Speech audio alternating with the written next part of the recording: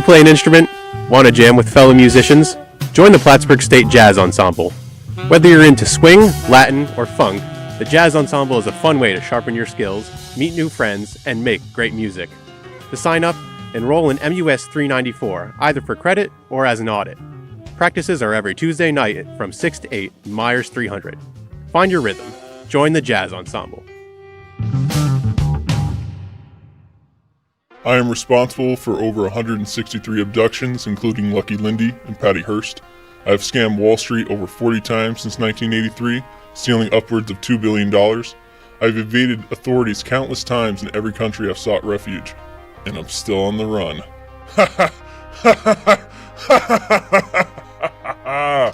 Oh!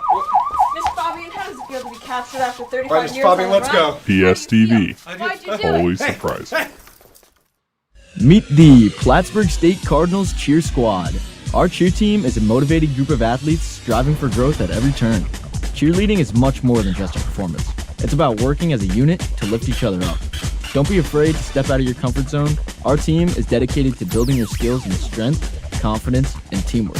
So the real question is, are you ready to cheer? Let's go, Cardinals!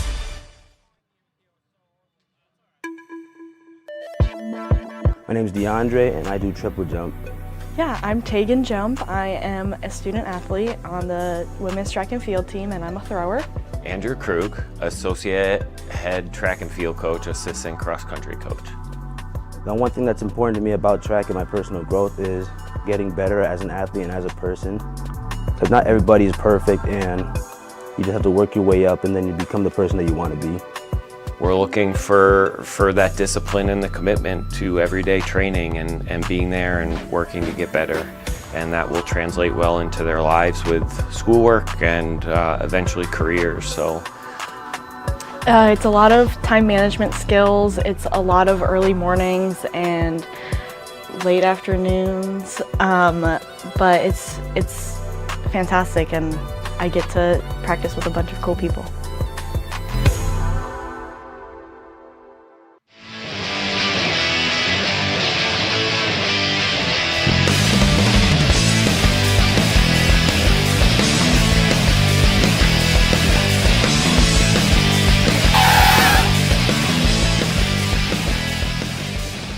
Don't worry, Plattsburgh State Television will always be prepared to serve you quality content.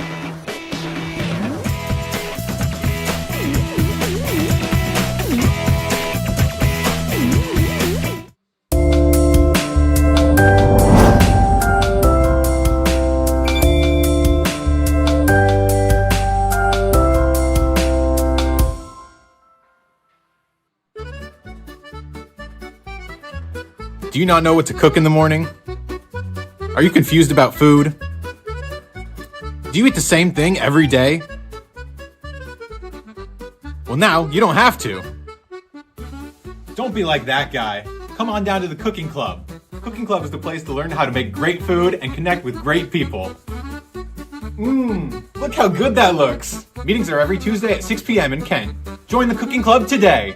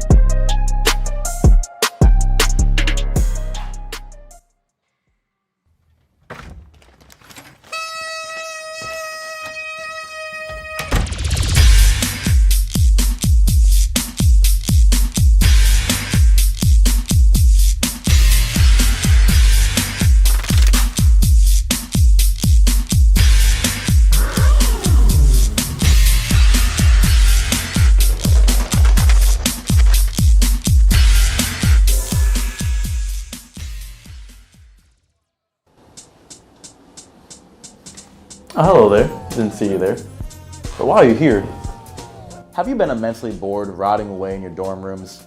Are you looking for anything to do on SUNY Plattsburgh's campus and be a part of the community?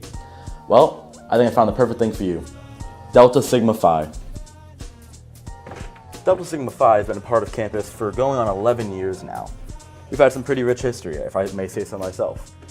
We've hosted community service events, philanthropy events, other events on campus involving the community, as well as events with the sororities and fraternities. As a whole, it's been a very rewarding and fun time. As a part of any fraternity, brotherhood is a key aspect. And here at Delta Sigma Phi, you're not going to find another brotherhood that's more tightly bonded or closely connected as we are. Strong, unified, powerful. A brotherhood built to shape tomorrow together. Marksmanship club? Are you interested in a marksmanship club? I'm the coach. The club is free to join, provides all equipment, and no experience is required. You'll get a chance to shoot both .22 and air rifle and learn valuable lessons about gun safety. Whether you're interested in shooting competitions against other colleges as part of our team or just on occasion for the fun of it, we would love to have you. And where can I find more information? On the club sports recreation page for SUNY Plattsburgh or right here. What are you pointing to?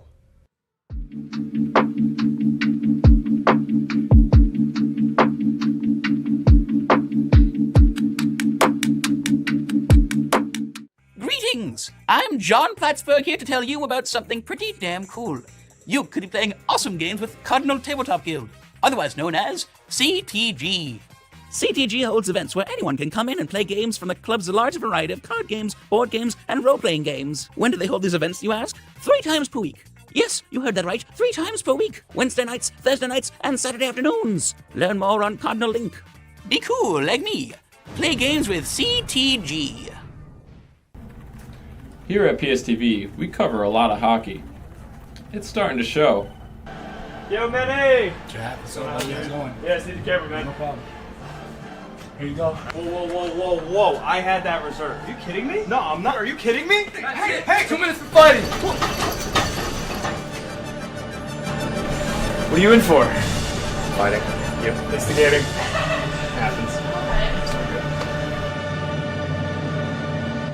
Her Campus is a national organization. We are an online magazine and our main target audience is actually college women. Our club writes weekly articles and they're put out on the Her Campus website. We do campus-wide events and we just really have a lot of hands-on learning opportunities for the school. I'm really passionate about it because I think Her Campus is great and it highlights the hard work that women do.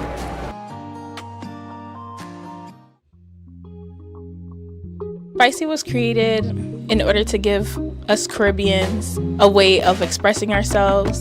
In the Caribbean, there's multiple ways of showcasing talent, and dancing is one of them. We have a bunch of different ethnicities and everything in here, so it's a Caribbean dance team, so we definitely are inspired by the Caribbean dance hall and stuff like that, and all different types of Caribbean dances. We go out together. Like, even if we're going on a party, they play our song, we'll do it together. Like, but we do like a lot of fun stuff together. Like, you know what I'm saying? Outside of Spicy. And it's just really like us, like we are like a family, like it is. There's so many different personalities on the team. Giving very much family.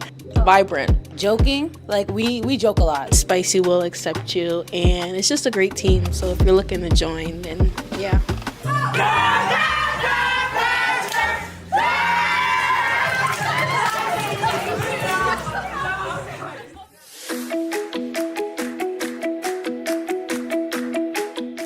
When I hear SUNY Plattsburgh, I think of support and togetherness. I never feel alone, and there's always like a community somewhere to go to. I think of activity because we're an active campus with something always going on. My name's Alex. I'm a business and finance major, and I went to Fox Lane High School. The moment I got here, when I was walking around campus, it just felt like home. Like, it just has that feel to it that other schools don't have. Now looking back, I was searching for a place that felt like home. And it's not easy to describe why it felt like home here, but it did. And I had this gut feeling that this just was the place for me, and I felt happy here. So many people were invested in my success, and I wasn't used to that in my life, and this felt really good, and I felt really supported. My name's Julia. I'm a business major, so business administration, global supply chain, management, and human resource. and I graduated from Saratoga Springs High School. I chose SUNY Plattsburgh because the School of Business was so versatile and it allowed me to have multiple majors and multiple minors and still graduate early, if not on time with the rest of my class. My name is Matthew Wendler. I'm a junior public relations major, and I graduated as a valedictorian at Morris Central School. I chose SUNY Plattsburgh because I wanted something far away. I wanted someplace different. And when I saw Plattsburgh, it was actually the only school I signed up for. I saw it was in the Adirondacks. It had that small town feel, something I was looking for. I grew up in a rural town where there was no sidewalks or really anyone else around. And I just thought it was the perfect place. It had the railroad, the lake. My name is Elaine Espino. I'm a chemistry major at SUNY Plattsburgh, and the high school I went to was Manhattan Center for Science and Mathematics. So I chose SUNY Plattsburgh because, honestly, if I'm being completely honest, they gave me the best financial aid. So my award summary for my work study, which is what I really wanted coming into college, it was the best out of all the schools that I had applied to. So I was like, ultimately, this was the decision. So I chose to come here from Brooklyn, and also I kind of weighed out my options with the other schools that I got accepted to, and Plattsburgh was the cheapest among them. It had a really nice and accepting campus feel, and also it was right near a Wendy's, so I was really happy about that. My name's Xavier Brzett. I major in broadcast journalism and TV and video production. I actually transferred to SUNY Plattsburgh. I knew I wanted to do broadcast journalism, so obviously I was looking for schools that had broadcast journalism. And I did the semester at Oswego, and I was like, oh, this is not what I want to do. When I found SUNY Plattsburgh, I knew a few people that went here, which was great. And it just seemed to be my type of vibe. I checked it out online and I just applied. I didn't even come in person. My name is Brandon Brathwaite. I'm a junior here at SUNY Plattsburgh. I'm from Calvary Memorial High School, and my major is Business Administration and Ministry Information Systems. I chose SUNY Plattsburgh because it's a different environment. I'm from Long Island, so it's not anything close to it. Everything's clustered over there. There's a lot of things spread out. Everything's in a walking distance. The University Police Department, it's a law enforcement agency that's on the Plattsburgh State campus. Our goal here is to patrol the campus and keep the campus community, students, faculty, keep everyone safe. We're a 24/7 police department, and we just want to create a better experience here for you guys. We have a lot of community policing programs. We create a lot of events for our community and for our students. We have bike patrol units. We have the K-9 program. We have a lot of students that take up the internship opportunity, as well as the student ambassador program that provides students the ability to get an escort home. I definitely think Plattsburgh is a safe community. That's something that we kind of strive ourselves and promote. We have a very quick response time. If there's something that did happen, I would say our response time is less than a minute and we're able to get help for you. Yes, I definitely do feel safe on campus. I feel like nothing really happens in Plattsburgh. Nothing really scary happens, especially when you're coming from somewhere where it's a little more crime-ridden, the city. It's a very different change of scenery. My name is Zoe Rice, and I'm from Leicester, Massachusetts. I chose SUNY Plattsburgh because I was recruited here for soccer. So during the recruiting process, I came for a visit, and it was a lot different than where I'm from, which is exactly what I wanted.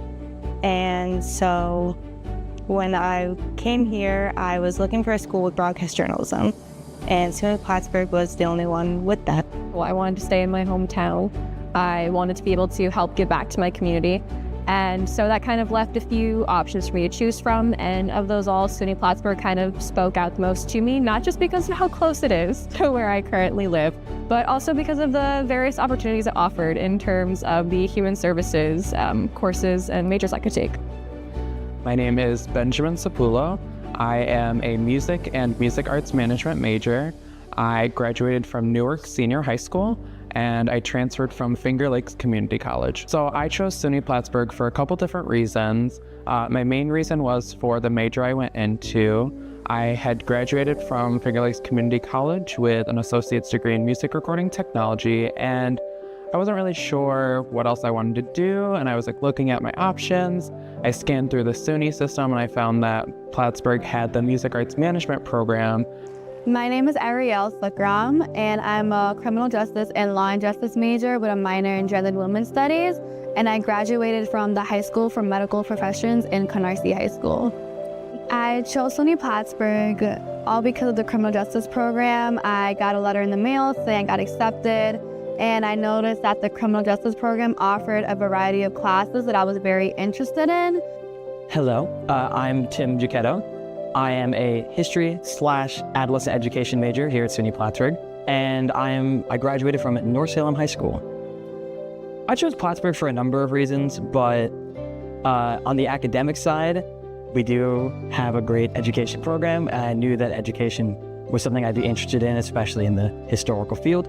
My name is Logan Tolman. I am a finance and business administration major. I am from Stillwater, New York, and I recently attended Castleton University before transferring into Plattsburgh.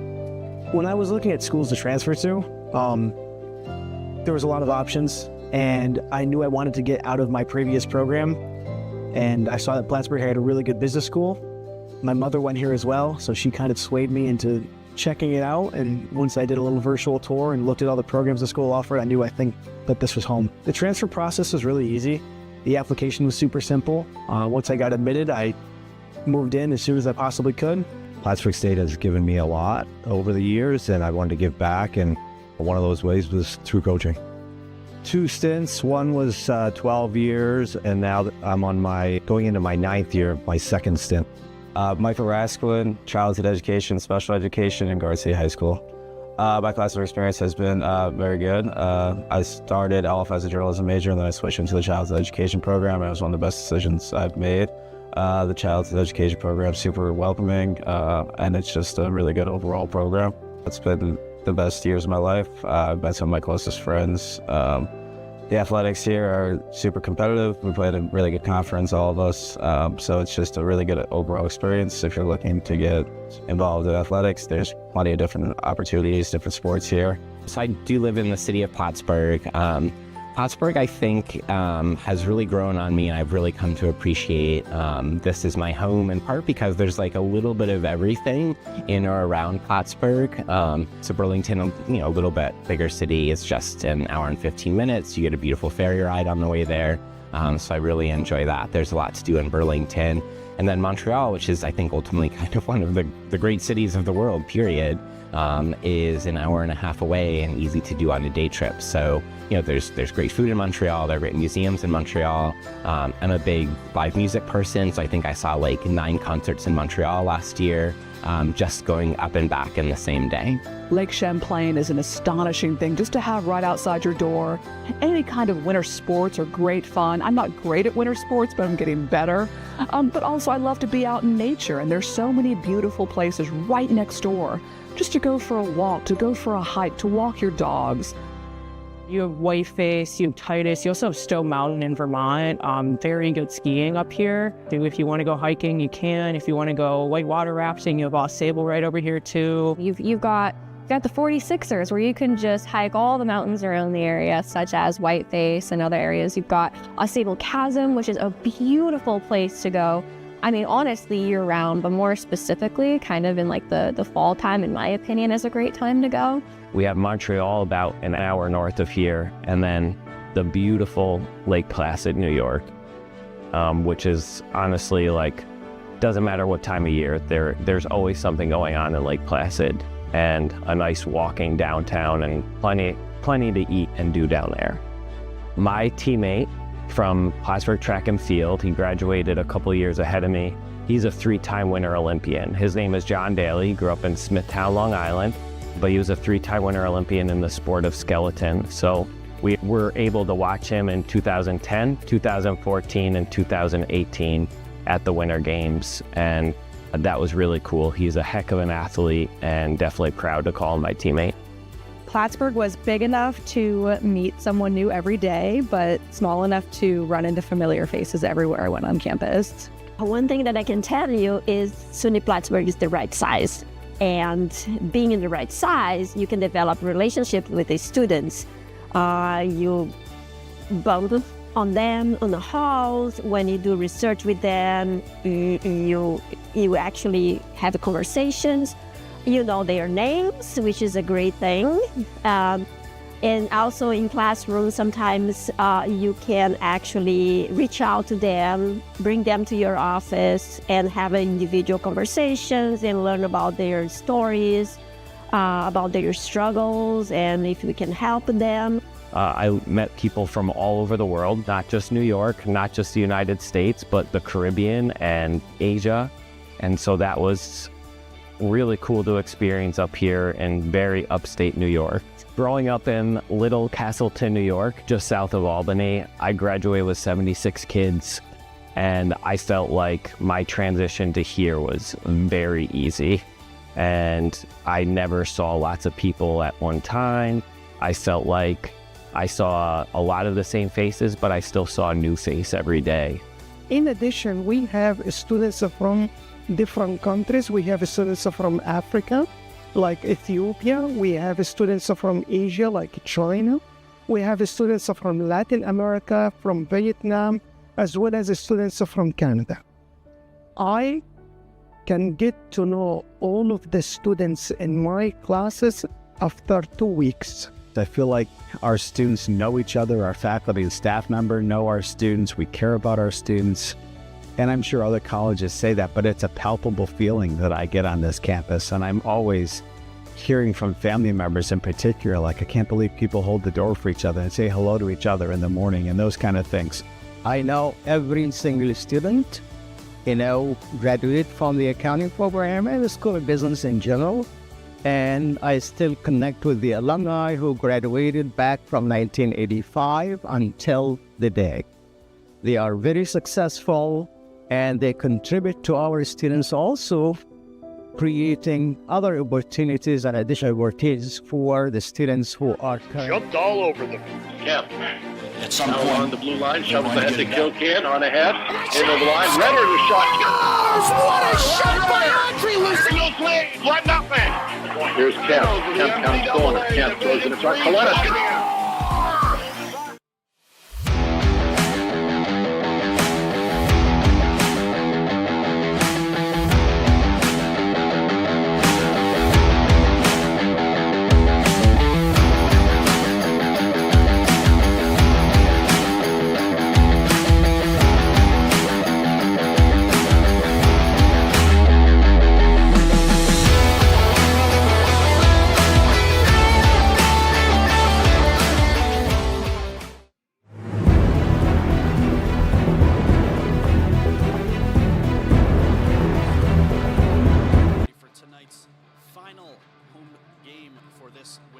Team here.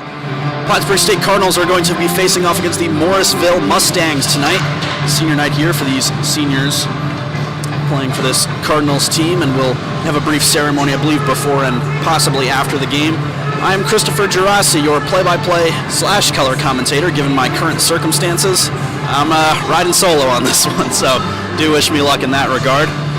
Definitely set out to be a lower intensity game here. We're having the top-seeded team of the SUNYAC facing off against the bottom team that has been long and away eliminated from playoffs. Morrisville currently only 2 points on the season, so you can assume with that what you will.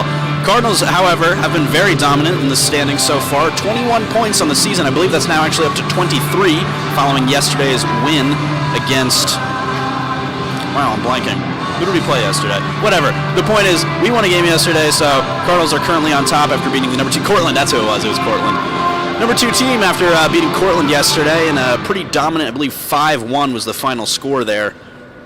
And we're having a brief ceremony here at center ice for what is likely senior night. And I believe we're going to go through some replays here while we are doing these senior night ceremonies at center ice. We have a compilation of the goals scored throughout this season, as this team has been, like we said, doing very well, top of the standings. We'll have a highlight reel, so to speak, of some of the goals scored and some of the big moments from this women's hockey season. So in a moment, we'll be playing here. I believe this is Zoe Puck against Williams College. That was the 2-1 victory against Williams. The game-winning goal there, scored by number 37, Zoe Puck. Ladies and gentlemen, That's another game against Middlebury there. That's a tap in by Bailey McKellar. Quite the impressive one, so to speak. And her second on the night, Bailey McKellar once again sealing that 2-1 victory against Middlebury. 2 goal night there for Bailey McKellar, the lone goal scorer in that night's affair. An overtime winner to boot.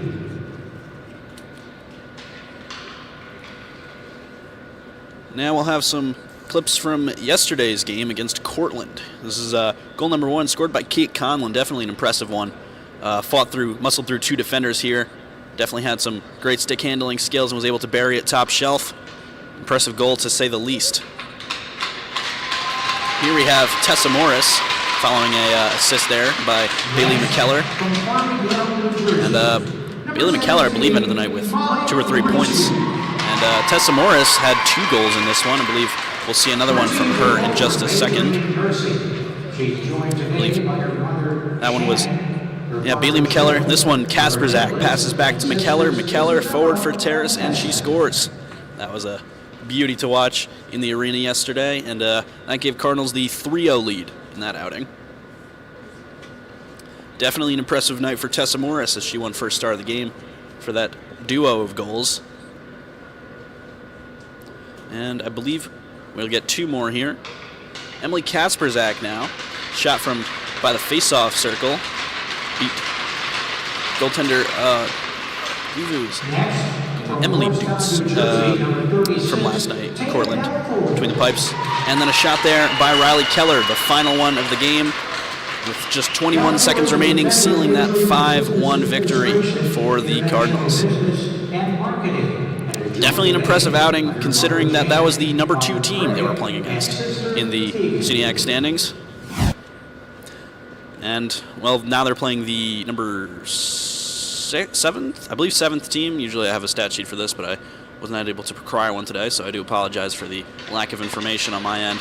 That being said, we are seeing a team that has racked up 23 points over a season, facing off a team that has racked up 2. So, well, frankly, this one is set to be pretty cut and dry, though I have been wrong before about assumptions like that.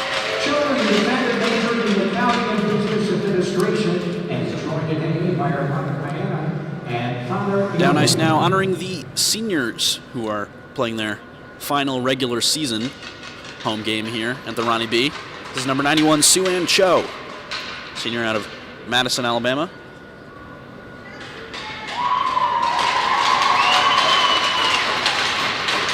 Seniors Plattsburgh State and the greater college community want to congratulate you and wish each and every one of you the best of luck in all your future endeavors.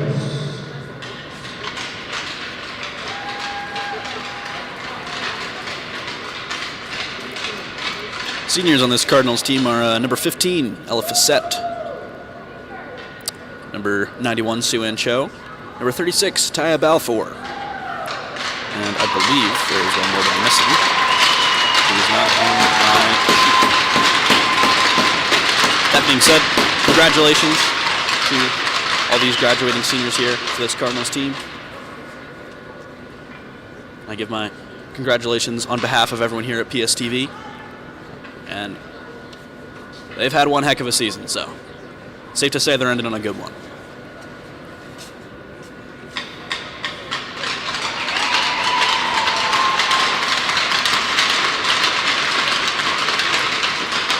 Stick taps here for the future graduates. Oh, nice, as we will have the national anthem just shortly.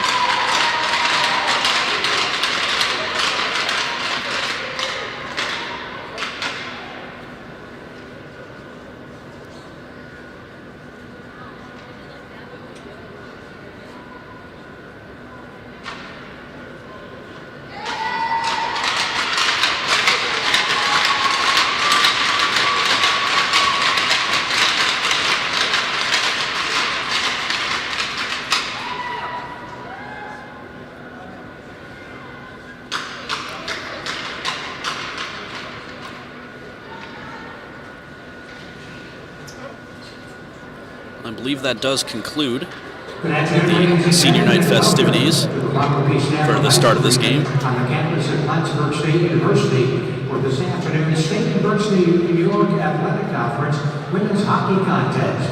With visiting Morrisville Mustangs and your Plattsburgh State Cardinals. And now, well, once again, congratulations to all the graduating seniors from everyone here at PSTV. We wish you luck in all your future endeavors, and we thank you for, well, all the great games you've played this season and in seasons past. Now, I do believe we will have the national anthem shortly. And this is the starting lineup for Morrisville, excuse me. We'll go through that first. Number 5, Alexis Steer. At center ice, a senior from North Vancouver, British Columbia. Number 19, Zoe Lamas. On defense, a senior from Bedford, Nova Scotia. Number 3, Tilly Kucher. And a senior from Middle Sackville, Nova Scotia. Number 15, Meadow Clark. And starting in goal, a sophomore from Wyvern, Saskatchewan. Number 2, Jan Colville. The Mustangs are coached by John Briggs in his third season. He's assisted by Monica Cahill and Ryan. That concludes the starting lineup there for Morrisville, as we had a PA announcer announcing it here in the stadium, and we are going to get into the starting lineups for the Cardinals tonight. I do apologize for the lack of general commentary on my behalf tonight. I'm missing my color commentator at the moment, so it may be a bit dry on the air, all things considered, for tonight's game, but I will do my best to fill any dead space that we do have here. From Cuba, New York, number 2, Riley Keller. Starting lineup for this today is Ella Fassett, Riley Keller, the senior from Molly Ridgie, and I believe is going to be Maddie Stetson in net, Taya Balfour on left D, and Sue-Ann Cho, or Soyoung Yu likely. Number 36, Taya Balfour. And a senior from Madison, Alabama. It will be Sue-Ann Cho. Sue-Ann Cho. Maddie Stetson will be starting between the pipes tonight, following a pretty defiant win yesterday against Cortland. Nearly had the shutout, but they were able to tack one on in the third. So, unfortunate going there for Stetson, but anything's possible tonight, and it's way too early for me to be calling a shutout. But again, looking at the standings here, anything's possible when a team like this faces off against a team like Morrisville, given the current situation. Now, I believe we will go down ice for the national anthem, so return in just a moment. With our national anthem, sung this afternoon by Plattsburgh's own Katie Sapphire.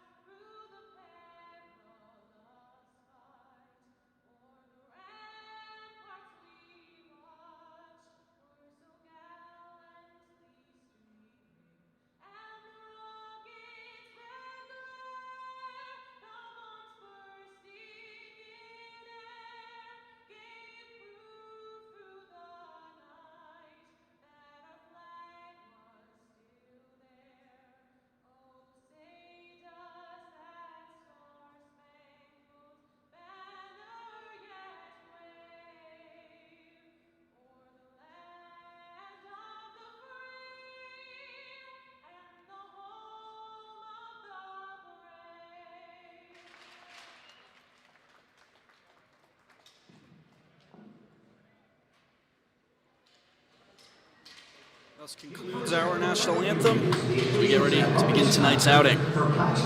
Once again, a fairly inconsequential game in terms of playoff positioning and standings. About as inconsequential as it could get. Like I said, women's team have long clinched the playoffs and are well in the lead here in the SUNYAC standings. And Morrisville is currently 1-12 in the conference.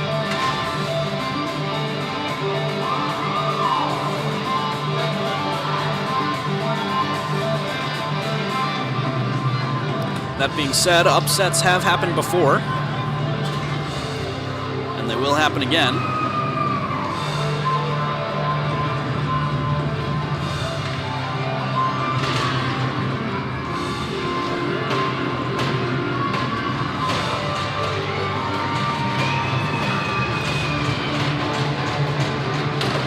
It's safe to say all eyes are going to be on the Cardinals for this one. Face-off here, center ice. Cardinals take this face-off as Taya Balfour sends over for Suan Cho. Suan Cho sends it to Molly Ridgey. Molly Ridgey cross-centering pass there. That's broken up by the stick of goaltender Jan Kolba. Centering pass there, nearly found Ella Facette, but that is turned over, and the Mustangs will have their first touch of the game. It was briefly handled by Natalie Clark before being turned over to the Cardinals once again. Ella Facette shot, that's punched away by Colby.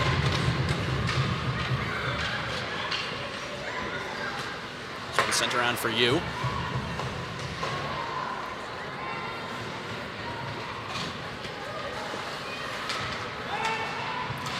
And Brooke Terry briefly has a stick on it before sending this one in behind the Mustangs net. Natalie Clark looking for options here. That one stopped by, I believe that was Forsyth on that one. Well, looking for a D-man on that one, but this puck gets set down ice. And the Cardinals will regroup. Look for options here. Brief scrum on the near side boards here.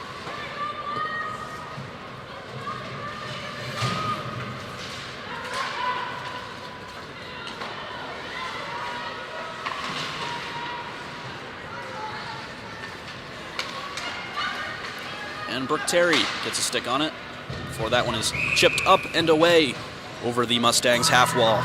Just 18 remaining here in the first. One shot on goal on the books for the Cardinals, and they've definitely had the majority of the puck possession through the 2 minutes we've seen so far.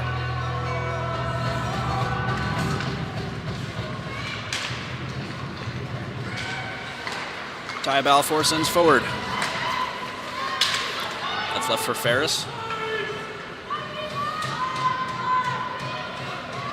That is turned over now, currently in the hands of Leola Johnson. Johnson sends forward for Smith. Smith across the blue line, shot that is stopped by the pads of Maddie Stetson. Turned over to the Cardinals here. Keller nearly had a look on it. No dice on that one. Pat Balfour at the red line, sends forward, looking for Conlon on that one. Goes off the skate, and Mustangs take possession here. Johnson over the blue line.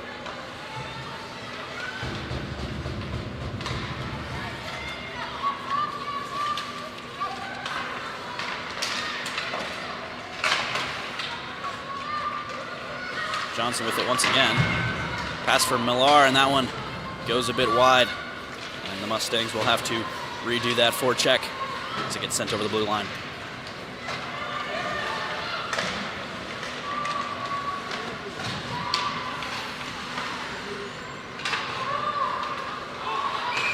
And that'll be offsides as the puck will slide over the blue line and is briefly tapped by Ella Facette. Well, 17 to go here in the first. Each team tied 1-on-1 in terms of shots on goal.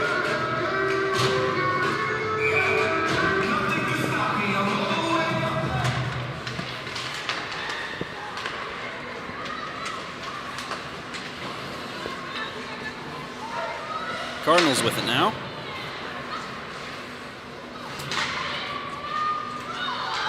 This one sent down into Mustang territory. Centering pass for Ella Facette, nearly tapped in there by, I believe that was, yes, that's Steiner. Steiner had a good look on it, just sent a bit wide. Right now we are currently being joined by color commentator Vinny Ferraro with a bit of a late arrival here, Vinny. Yes, thank you, Chris. And that one is sent in by Keller. Brief battle in front of the net there. Keller finds an open net, shoots and scores. It is 1-0 Cardinals with 16:26 remaining here in the first. That looked like some pretty good puck movement right as I came in there, giving me a warm welcome. Let's see this replay here. Shot on and the rebound there from... Ella Fassett sends the centering pass forward over for Riley Keller. And that one is tapped in, and we have a 1-0 game. Keller sends back for Balfour. Plattsburgh go over their 5th goal this season. Scored by number 2, Riley Keller. Assisting on the Plattsburgh. This one sent down and is briefly gloved by Maddie Stetson. We'll get a stoppage here with 16 remaining in the first.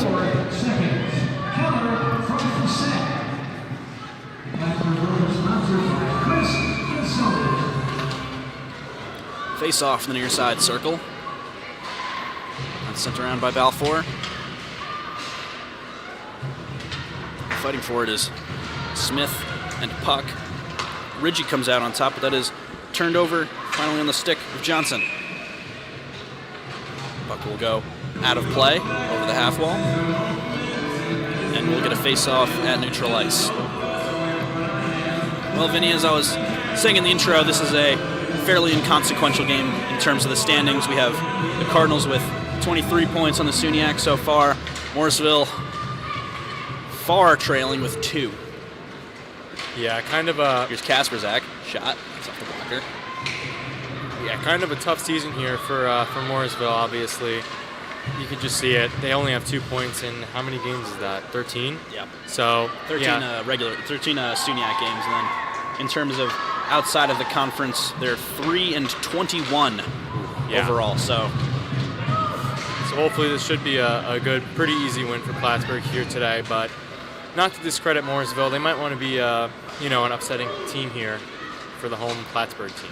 I was saying upsets have happened before, and they will happen again. But in terms of who most fans' eyes will be on, I'd say it's definitely going to be the Cardinals in this one. Hopefully.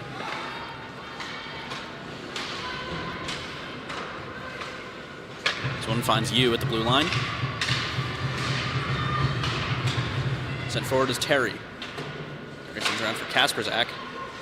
Kasperzak was looking for a centering pass into the slot there, but no one was there to retrieve. Francis in the slot, shot, and she scores!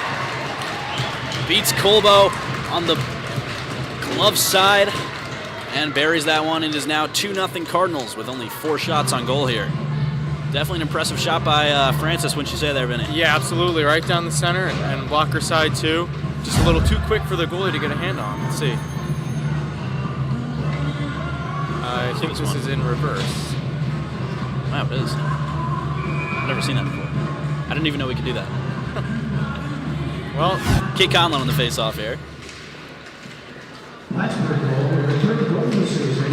Scored by number 5, Cindy. Shot sent in from the blue line. Morris was looking for a pass forward to Francis. Francis rushing after this one. And she's able to retrieve, get the icing waved off. It is chipped out of the Mustang zone there by Amelia Lomas.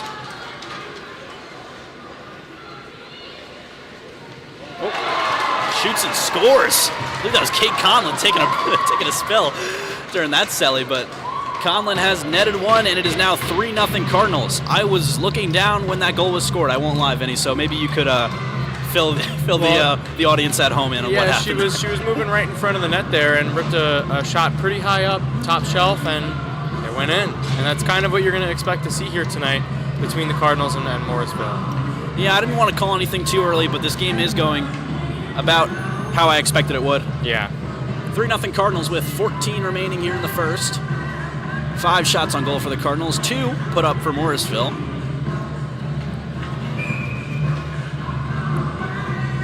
So that's 3 of 5 shots that have gone in. Timeout, Morrisville. Morrisville will take a timeout here. See what decisions end up being made. Pretty early timeout here. Makes me wonder if maybe they're going to try to change their goalie, or maybe try to, shake up their defense a little bit, just to get things rolling in their favor here. Yeah, 3 being net in the first period is definitely I wouldn't say a surefire sign to change the goalie, but it is definitely one of the options they will be weighing at some point in this game. Looks like she's going back out there. Backup goaltenders for this Morrisville team are Sydney Canham out of Fairport, New York, and I believe that's Gabby Brazo, 37.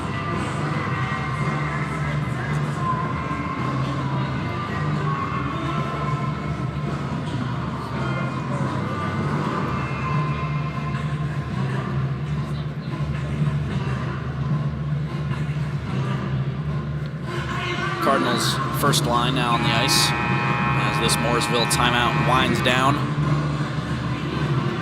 The officials get ready for a center ice puck drop following a quick goal scored by, I believe it was Kate Conlon on that one, right, Vinny? Yeah, I believe so, number 19.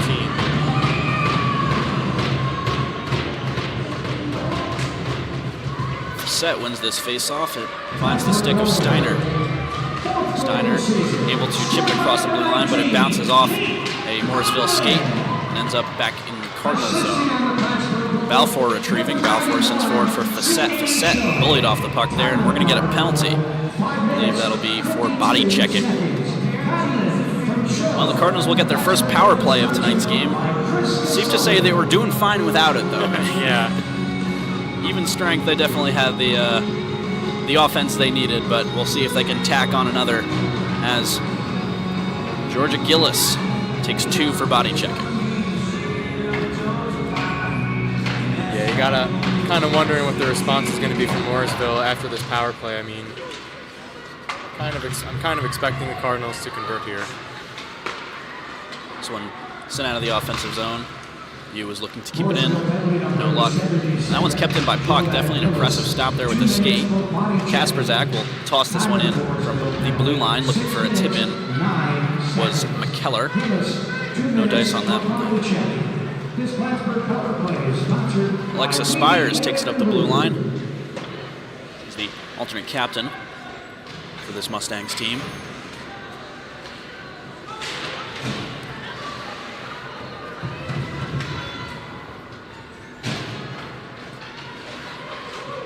Brief opportunity there as you crossed into the crease with that one. Nearly had a look was Lomas. Cross ice for Yu. Yu will take it up the near side. Passes back for Kasperzak. Yu sets up a little screen there. Kasperzak able to deke in, shoot, and that is off the defender. Yu able to keep this one in. Kasperzak got another look. Passes to the side for Puck. Puck waiting, shot. That's off the body of a defenseman once again. Tilly Couture with both those blocks.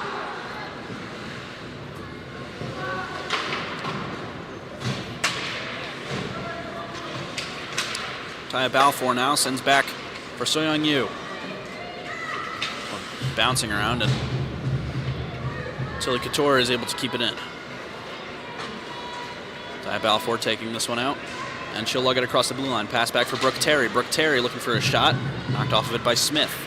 Able to recuperate here as Molly Ridgey finds it. Just 14 seconds remaining in this Cardinals power play. Balfour on the near side. Sends forward for Forsyth. Forsyth shot, looking for the tip in, but no dice on that one. I believe that was Tessa Morris looking for options there. Shot, looking for a deflection again was Tessa Morris. Balfour sent that one in from the blue line, but it goes wide. Forsyth sending in. Trying to find Morris for this tip in. Does she do it? No. And that was 3 or 4 near misses there with the tip in goal. And this Cardinals team has seen a lot of success with tip ins this season. So yeah, a lot of close calls there on that power play. It looks like that's really what they're going for, is to kind of get a deflection in front of the net. That's always a good way to score too. It really confuses the goalie when the puck goes a completely separate way than they think it will. Ferris a neutral ice. Backhand pass for Forsyth. Forsyth forward for Francis. Francis able to muscle past some defenders there and get it into the Zamboni corner.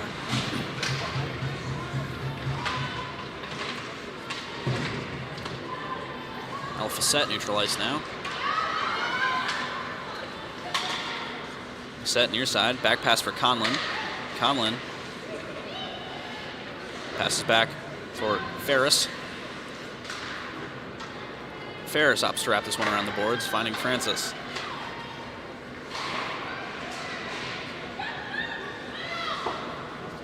and that one is cleared out by number 26, Madison Lawrence. As we're back to even strength here. Suan Cho waiting behind her own net. Sends this one around to the near side corner where Conlon retrieves. Conlon sends cross ice for Francis. And Suan Cho with the stick on it now. Brief collision there between two Morrisville skaters. Stopped behind the net by Colbo.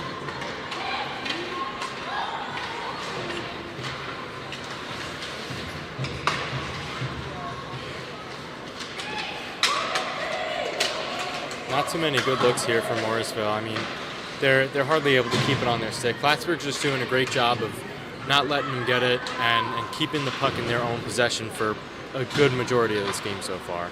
It's true, Morrisville is losing it a lot as they try to take it into the neutral zone. That was two good examples right there. Riley Keller sends over for Zoe Puck. Zoe Puck over for, I'm not sure who that was. I can't see their number from here. I believe that was Molly Ridgey on that shot. Spires able to get this one into the Cardinal zone, looking for a backhand, but it's broken up by a defensive stick check. Spires retrieves once again. Centering pass was looking for Gillis on that one, but no dice. Spires shot, and that one is well wide. Puck sent around behind the net, able to be kept in play. Not blown dead here. And it's Taya Balfour takes it up the near side. Attempted to send her into the boards was Spires, but Spires comes down on that one.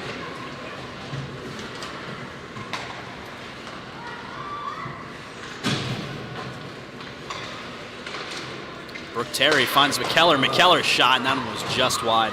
That one shot there. That one goes off the face mask as Colbo takes a seat on the ice. Two really great chances there for Plattsburgh.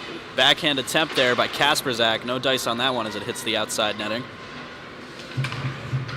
This one's sent over to Forsyth. Unable to keep it in, but she will dump this one down.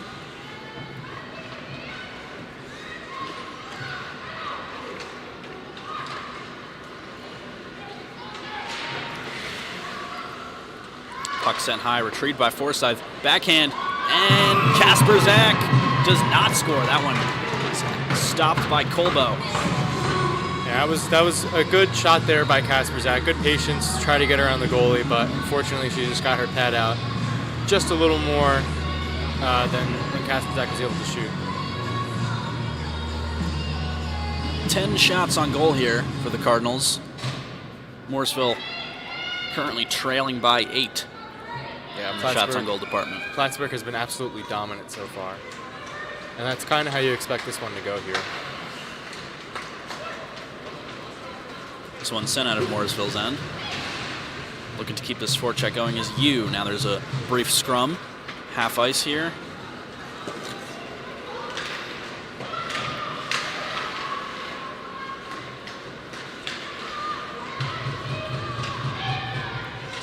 This one eventually finding the stick of Avery Holland before we get another scrum in the corner.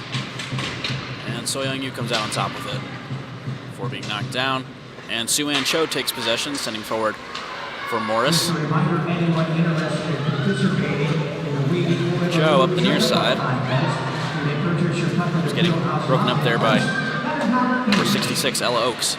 Shot there.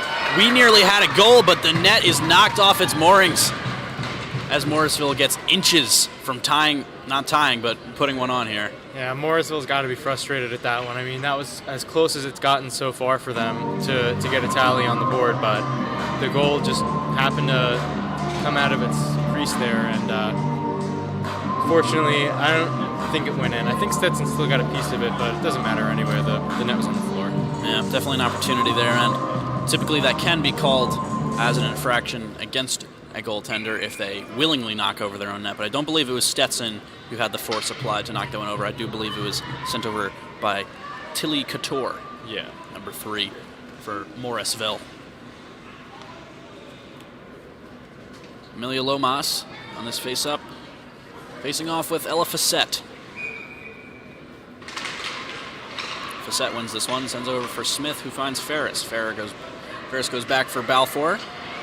He finds Ferris once again.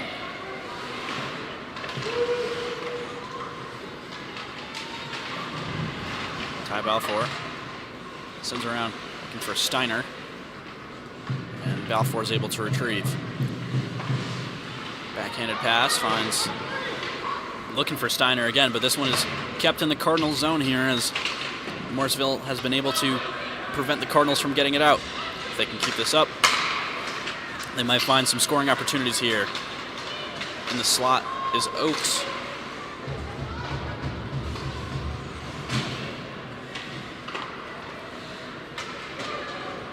And Ty Balfour takes possession. That one finds Clark, but goes off her stick. And Steiner has this one on her own in the Morrisville end.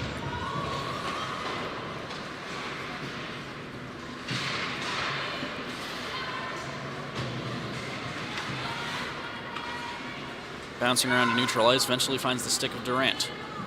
She'll send it in, and that'll be gloved by Maddie Stetson. Just 5 minutes, 53 seconds remaining here in this first period. Cardinals currently up 3-0 over Morrisville. And it has definitely been a predictable game so far. Yeah. Keller along the boards. Signs Forsyth.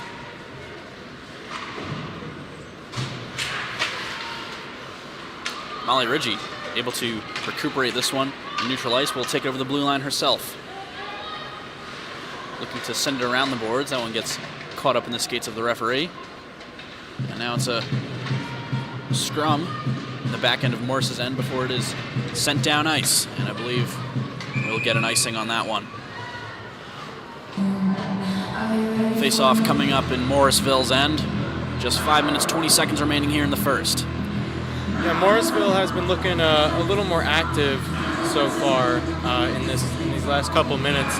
Really kind of buzzing in the Plattsburgh zone, but unfortunately they just can't get anything around these Plattsburgh players or Maddie Stetson. I do want to point out, though, their positioning has not been bad, though, in front of the net and stuff.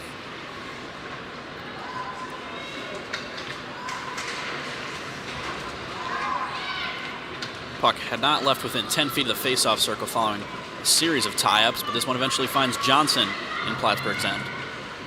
She's knocked off the puck by, I think that was, no, that was Taya Balfour who knocked her off. And Brooke Terry has it now on neutral ice, who sends forward for Kasperzak.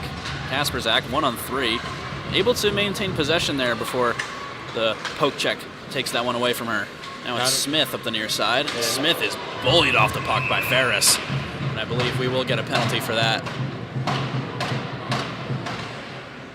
Not sure. I believe body checking is the call. Oh, okay. Let's see. I don't know. Well, the Mustangs will get their first power play of tonight, and 2 minutes of 5-on-4 could be what they need to tack one on, maybe put this game back within reach.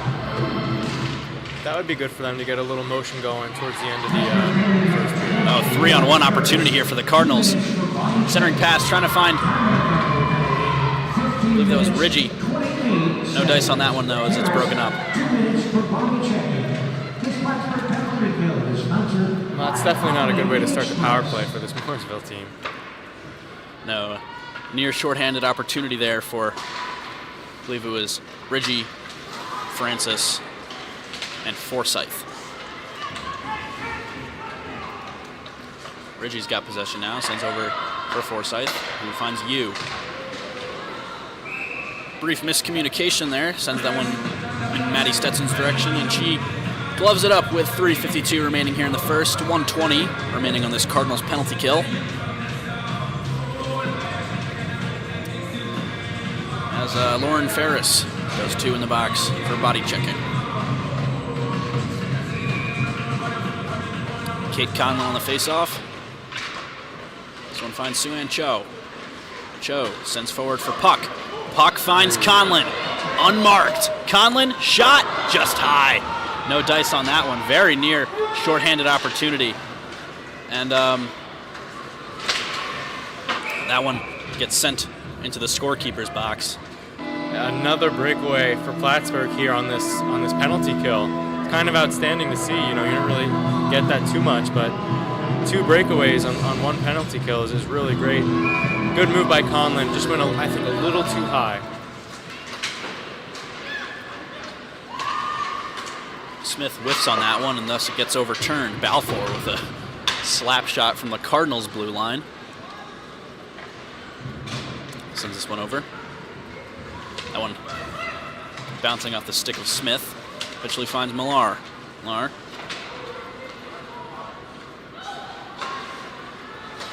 Smith once again. Sent forward there. That one finds Cortland. Well, 3-on-2. Cortland skating, or that was Cho, excuse me, skating in. Cortland is by the rear. Losing a stick was Couture. Smith, 1-on-1 here. Attempt a little diving Forsberg shot there, but no dice on that one. Couture sends back, shot there by Durant. Couture, shot, that one's blocked. And this one has a chance, nearly tapped in there, and puck retrieves. Lindsey Durant with the good look. Had a shot on an open net, was not able to tap it in. Now it's Tessa Morris in the Mustangs' end as we're back to even strength.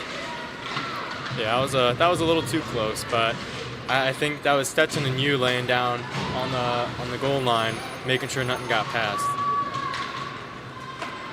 You will chip this one down.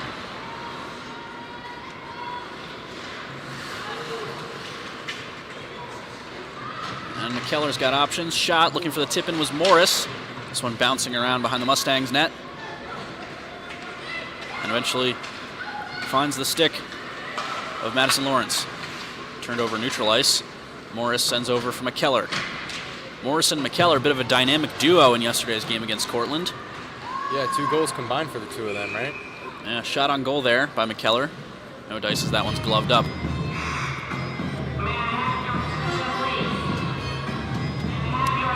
Just 1 minute 35 seconds remaining here in the first. Score is still 3-0 Cardinals. Shots on goal starting to look more even here. 9-6 in favor of the Cardinals, and we have seen some decently good looks from Morrisville.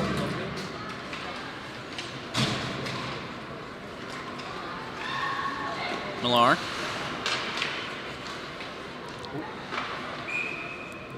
Briefly lost possession there, and that one will be covered up by J.N. Colbo. Yeah, I think Morrisville is starting to get to that frustrated stage already, down by 3 and only a minute left to go almost in the first period. It's got to be frustrating.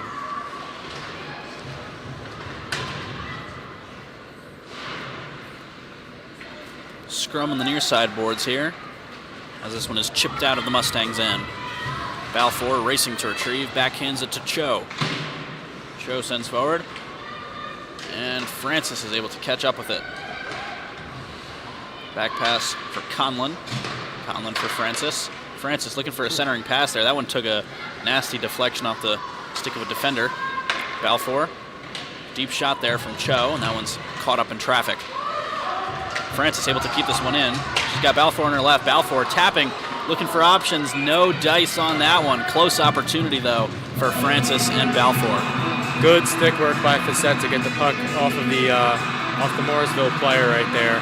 And that gave that opportunity to, I'm sorry, who was that? I believe it was Francis and yes, Francis and Balfour. That opportunity. Just 33 seconds remaining here. That one slapped away by Couture. Excuse me, I believe it's Couture. Ridgie wraps this one around the boards. Just 20 seconds remaining now. And this may be an opportunity here. Gillis has it behind the net, looks for a wraparound, but too many defenders are in the way. This one now in the near side corner of the Cardinals' end. Ridgie sends over for Keller.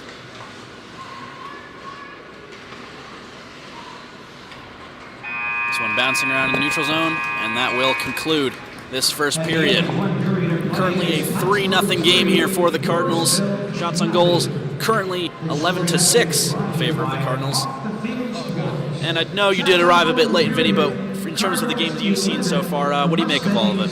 Yeah, well, like you said a little earlier, this is sort of a predictable game so far, the way it's gone, with Plattsburgh obviously being the more dominant team here. But I have to say, I'm actually a little surprised from this Morrisville team. They haven't had too many bad looks on net, and they've been doing a good job converting well, obviously not converting, but they've done a good job offensively. They just need to find a way to finish, I think, if they want to have a chance at the rest of this game. I think so, and I think despite the score, it is 3-0 right now, but they're definitely put up more of a fight offensively than you would expect when looking at the score alone. If you've seen them on the ice, you would know they've had a couple good opportunities, they've had a couple standout plays, and they've had a couple close calls, and we'll have a replay of some of these Cardinals goals here. How are we doing, Plattsburgh? I'm Tyler Petruzzo here with your sideline report, standing here with Miss Riley Keller. I saw you open up the game with that first goal. It was really good. What can you say about the game so far? It's going good. I think we can clean some things up, but overall, good score. So. That's great. Is there any concerns for the rest of the game at all, or? No. All right. We love to hear that. You guys are killing it. Good luck out there. Thank you. Have a good one. Back to you guys. Thank you. Well, we hope you enjoyed that sideline interview with Riley Keller. Sorry for the miscommunication there. We probably will have some replays at some point later, probably next intermission. But like we were saying, Morrisville's definitely had some quality opportunities here, and this game is closer than you would think it would be for a 3-0 game. Yeah, definitely. That being said, it's still very much in the hands of the Cardinals here. Yeah, absolutely. And I think maybe if Morrisville does come out in the second period really strong and again, buzzing again offensively, then I think that we could see them convert and maybe get this game a little closer than it has been so far. Absolutely. And now, as this game is 3-0, let's take a look at some of these Cardinals goals we've seen so far tonight. It's the first one here. I believe this was Kate Conlon. Great move around the defenseman. Absolutely, and definitely an impressive shot here. We'll see this one more time, get a closer look at it. I believe she goes short side and just buries in that top corner. Yep. That was actually very similar to yesterday's goal she scored, I believe. It was. Definitely impressive mark there for Kate Conlon, and she's seen some success top shelf. So, a lot of players can struggle with getting those top shelf snipes and elevating the puck in a strategic way, but she seems to have no problem with it. Well, folks, 12 minutes remaining here until the start of the second period. We will join you in just a few. We'll send you down ice, throw you some commercials to watch in the meantime, and we'll be back in just a little bit with the second period. Christopher Gerasi, joined by Vinny Ferrara, and we'll be back in just a few. Thank you for tuning in.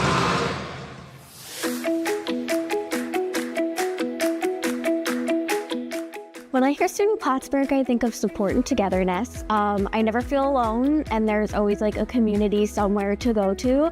I think of activity because we're an active campus with something always going on. My name's Alex. I'm a business and finance major, and I went to Fox Lane High School. The moment I got here, when I was walking around campus, it just felt like home. It just has that feel to it that other schools don't have. Now looking back, I was searching for a place that felt like home. And it's not easy to describe why it felt like home here, but it did. And I had this gut feeling that this just was the place for me, and I felt happy here. So many people were invested in my success, and I wasn't used to that in my life, and this felt really good, and I felt really supported. My name's Julia. I'm a business major, so business administration, global supply chain, management, and human resource. And I graduated from Saratoga Springs High School. I chose SUNY Plattsburgh because the School of Business was so versatile, and it allowed me to have multiple majors and multiple minors and still graduate early, if not on time with the rest of my class. My name is Matthew Wendler. I'm a junior public relations major, and I graduated as valedictorian at Morris Central School. I chose SUNY Plattsburgh because I wanted something far away. I wanted someplace different. And when I saw Plattsburgh, it was actually the only school I signed up for. I saw it was in the Adirondacks. It had that small town feel, something I was looking for. I grew up in a rural town where there's no sidewalks or really anyone else around. And I just thought it was the perfect place. It had the railroad, the lake. My name is Elaine Espino. I'm a chemistry major at SUNY Plattsburgh, and the high school I went to was Manhattan Center for Science and Mathematics. So I chose SUNY Plattsburgh because, honestly, if I'm being completely honest, They gave me the best financial aid. So my award summary for my work study, which is what I really wanted coming into college, it was the best out of all the schools that I had applied to. So I was like, oh, ultimately, this was the decision. So I chose to come here from Brooklyn, and also I kind of weighed out my options with the other schools that I got accepted to, and Plattsburgh was the cheapest among them. It had a really nice and accepting campus feel, and also it was right near a Wendy's, so I was really happy about that. My name's Xavier Brzett. I major in broadcast journalism and TV and video production.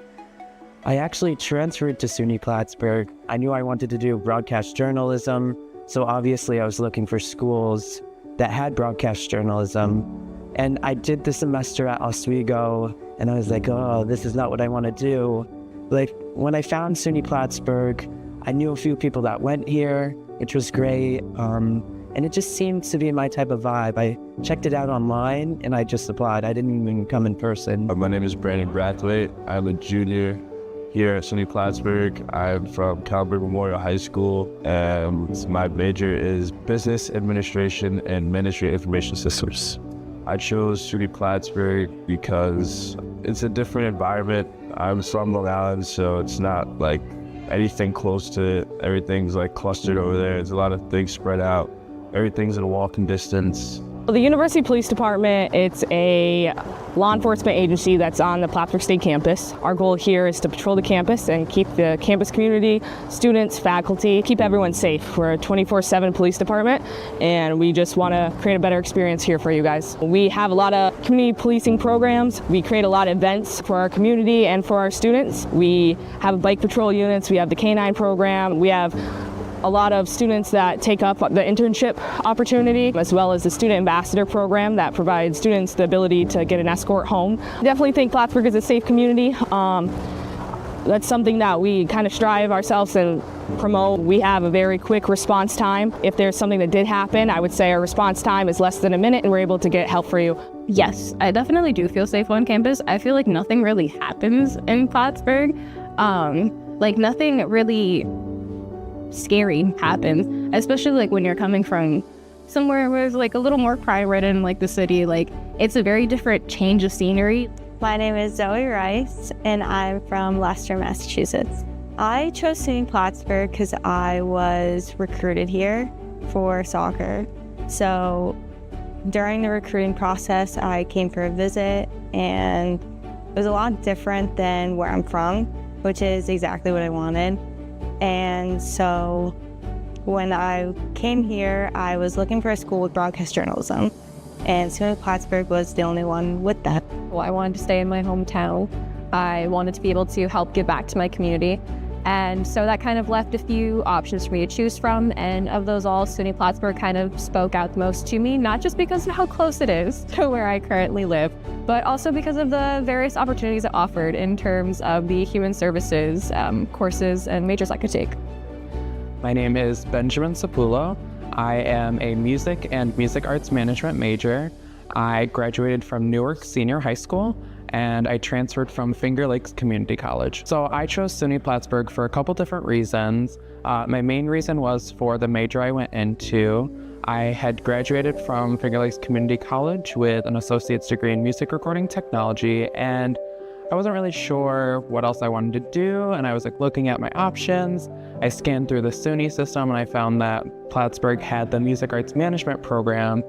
My name is Ariel Sukram, and I'm a criminal justice and law and justice major with a minor in gender and women's studies, and I graduated from the High School for Medical Professions in Canarsie High School. I chose SUNY Plattsburgh all because of the criminal justice program. I got a letter in the mail saying I got accepted, and I noticed that the criminal justice program offered a variety of classes that I was very interested in. Hello, I'm Tim Giacchetto. I am a history/adolescent education major here at SUNY Plattsburgh, and I graduated from North Salem High School. I chose Plattsburgh for a number of reasons, but on the academic side, we do have a great education program, and I knew that education was something I'd be interested in, especially in the historical field. My name is Logan Tolman. I am a finance and business administration major. I am from Stillwater, New York, and I recently attended Castleton University before transferring into Plattsburgh. When I was looking at schools to transfer to, there was a lot of options, and I knew I wanted to get out of my previous program, and I saw that Plattsburgh had a really good business school. My mother went here as well, so she kind of swayed me into checking it out, and once I did a little virtual tour and looked at all the programs the school offered, I think that this was home. The transfer process was really easy. The application was super simple. Once I got admitted, I moved in as soon as I possibly could. Plattsburgh State has given me a lot over the years, and I wanted to give back, and one of those ways was through coaching. 2 stints, one was 12 years, and now I'm going into my 9th year, my 2nd stint. Michael Rasklin, childhood education, special education in Garcia High School.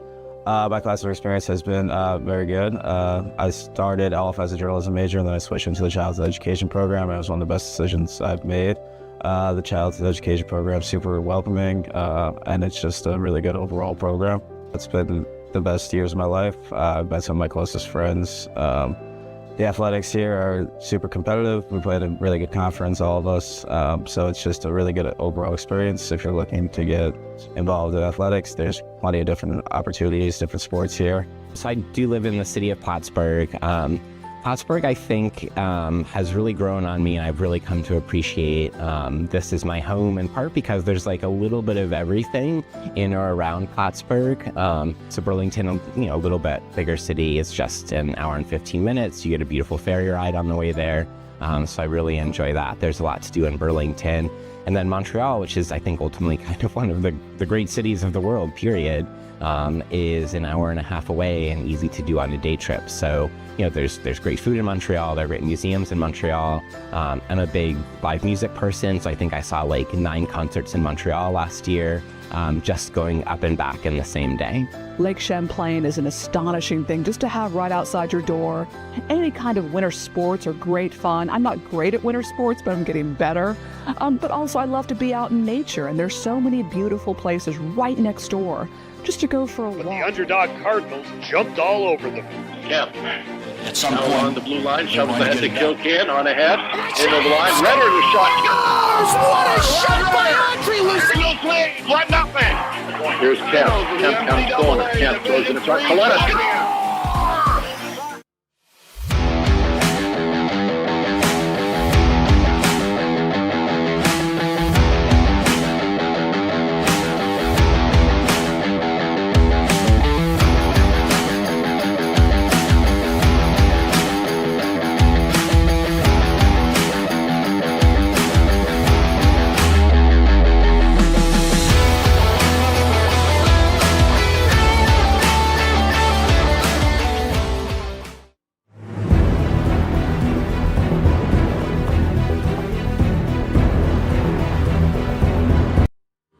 To the Ronald B. Stafford Ice Arena, folks. I'm Christopher Gerasi, your play-by-play commentator. I'm joined by Vinny Ferrara, color commentator. So tonight we are getting ready to head into the second period of tonight's game against the Morrisville Mustangs. Currently 3-0 in favor of the Cardinals, and it's been a pretty dominant one for the Cardinals tonight, hasn't it, Vinny? Yeah, absolutely. And it's kind of expected looking at the records going into this. But goals from Conlon, Francis, and Keller got the Cardinals ahead so far pretty early, I would say, too. I don't think there was scoring too much in the second half. I think there was only 1 goal in the second half. It was primarily in the first half of the first period. Yeah. So a good early start for Plattsburgh. Maybe Morrisville will come out here swinging. Maybe not. We'll see. We had 2 penalties, I believe, on each team, and no one capitalizing there. All goals scored in the first were scored at even strength. And there was definitely some impressive shots there for the Cardinals. And Morrisville had a couple of good looks, too. And this game is definitely, I don't want to say closer than I thought it would be, but Morrisville is definitely putting up more of a fight than I was expecting. Last time these teams played each other, it was a 5-0 victory for the Cardinals. So it's looking to go that way today. But like you said, it has been a little more balanced towards the end of the first period. So, again, maybe Morrisville will come out here, maybe get themselves on the board, and maybe be a little bit of a threat to this Plattsburgh team. If they want to try and rally in this game, they're going to have to do it soon because the Cardinals have already proven that they can tack them on quick here. That's true. Against a team like this. Only 11 shots on goal for the Cardinals. 3 of them have gone in, so Pretty good. We'll see what happens in the goaltending department, too. Currently still in the nets is Colbo for the Mustangs. Yes, that's Jan Colbo. We'll see what the goaltending decisions are in the future as both teams switch their sides of the ice here.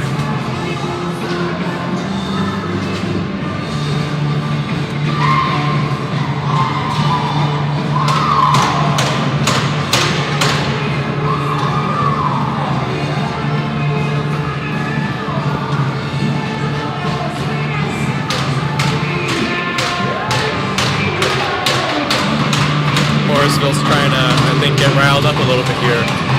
Some pretty defiant rallying stick taps from the Mustangs half wall. As we begin this second period, Morrisville taking this face off. That's Couture in with it now. She'll dump that one in where Balfour goes to retrieve, and Keller picks this one up.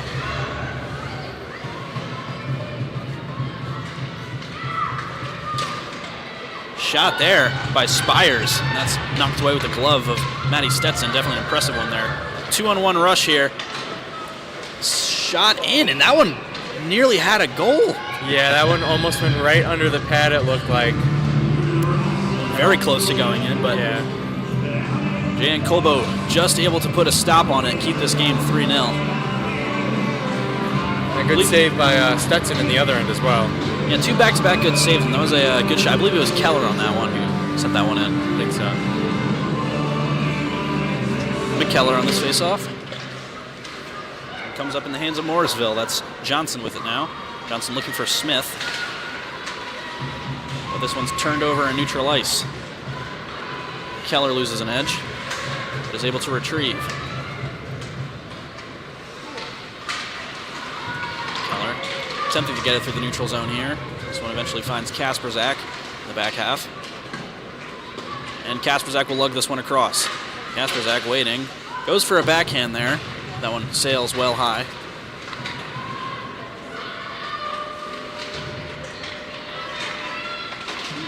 This one being fought for behind the Mustangs net. And it is chipped out by Ella Oakes. Hughes sends over for Forsyth. Forsyth sends forward for Francis. Francis waiting. She'll opt to take this one around. Looking for the wraparound there potentially, but a bit of a spill as I believe they collided with the official. This one gets sent down to the Cardinals' end as Cho retrieves. Back pass there was looking for Francis, but Durant will send that one in. I believe that was a shot on goal there, but Stetson not able to cover it up as this one gets lobbed down into the Morrisville end. Well, the Mustangs kind of look like they're just having a bit of a hard time getting possession of the puck. They have had 2 pretty good opportunities, I would say, offensively, but they can't really convert anything. Back-to-back shots by Ferris and Balfour. Ferris had a clapper from the blue line that was pretty much worn on the chest of Lindsay Durant. She caught that one center mass, and that definitely had to hurt a little bit. Balfour sent a shot in, and that was covered up by Colbo. So this face-off will be in the Morrisville end as the Cardinals take it. Balfour for Forsyth. Forsyth shot there, and that's kicked away by Colbo. Balfour shot, and pretty expertly gloved there by Colbo. Despite the score and the shots on goal tally, she's definitely had some impressive looks so far. Yeah, that was a really good save right there. And I think one thing Morrisville definitely want to do here is to start winning faceoffs. I mean, even in the first, Plattsburgh had a 73% win rate for the most part in the first period when it came to faceoffs, and even now they've been dominating a lot of these faceoffs here. I don't know if Morrisville has won too many.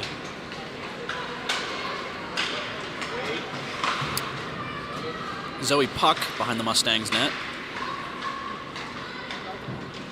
Sends this one down. Finds Balfour at the blue line. Balfour attempting to wrap it around the boards, but that's caught up in the shins of some players there along the glass. Reggie taking hard into the boards. And that will be a penalty, I believe. Yeah, it's probably either a boarding or a body check, I would guess. And even Ridgie had to take a second to get up there. And that's Tilly Couture going in the box for 2. That was boarding. Definitely a fair call there. Yeah. I think that's that frustration kind of shining through from the Mustangs here. Morrisville penalty number 3, Tilly Kuchar, 2 minutes for boarding. County Morrisville penalty, 3 minutes, 6 seconds. Kuchar, 2 minutes for boarding. This Plattsburgh power play is sponsored by Weeby Oil. Well, it's going to be another Cardinals power play, and they have yet to capitalize on one so far. All goals scored at this point have been scored at even strength. This one now in the Morrisville end. Sent cross ice for Kasperzak. Shot there. This one finds Puck. Zoe Puck waiting. Finds So-Young Yu. Sends Kasperzak, shot, and that one is stopped by Colbo. Good look there by you. I think just who is that number? Was that Kasperzak with that shot? Yeah, that was Kasperzak. Yeah, I think she might have waited just a little too long, but it was a hard pass from you, so maybe it was a little wonky to get it on the stick there.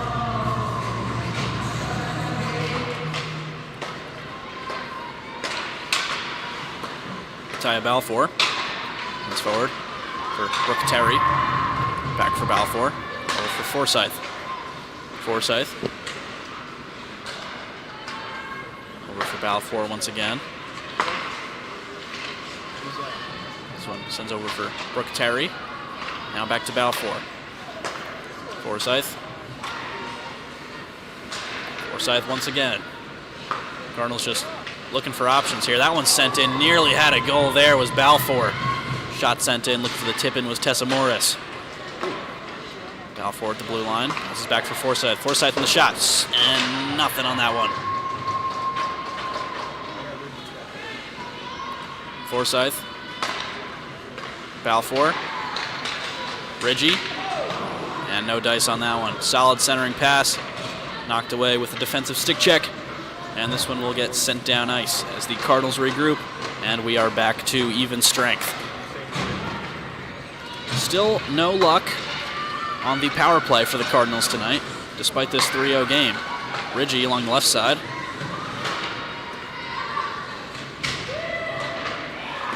No cigar on that one.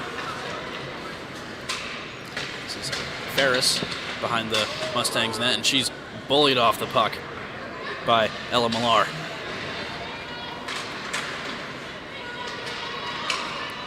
Sue-Ann Cho sends this one around for Ella Fassett. Ella Fassett back for Kate Conlon. Kate Conlon shot, and that one's blocked by Couture. Kate Conlon back in the slot, deking around, and that's a poke check to keep this one out. Great movement by Conlon there. Skating in is So-Young Yu. Yu into the slot, shot, looking for the deflection, no dice on that one again. And Morrisville will take this one out of their own end.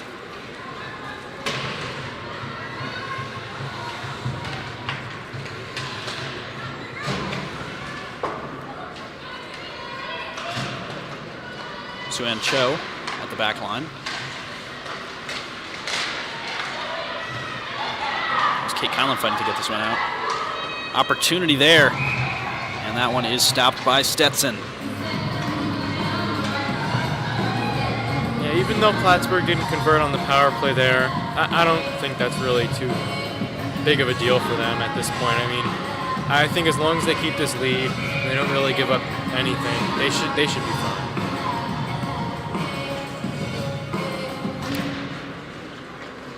Kasperzak wins this faceoff for the Cardinals.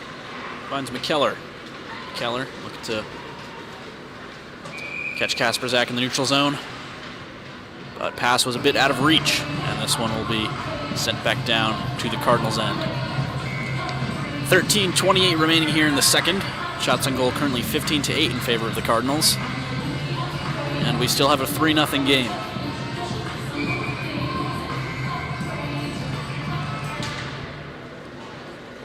It's another face-off win for the Cardinals. Backhanded. Here's Brooke Terry. She's got it, one-on-one shot, and that one is stopped by Colbo. Ty Balfour, centering pass, no one there to retrieve. Forsyth with it now. Drop pass for Kasperzak. Kasperzak sends cross ice for Balfour. Balfour shot, that one goes off the body of Spires. Yeah, a few really good looks by Plattsburgh there. This one called an icing. And this next face-off will take place in the Mustangs' end. I want to compliment these jerseys that Plattsburgh is wearing. I haven't seen these yet, but it's a really nice gray with the red striping with the word Cardinals. Excuse me, and the one top red stripe. It looks pretty good. Yeah, they're pretty nice tarps. Johnson in the corner. Looking for Spires on this one.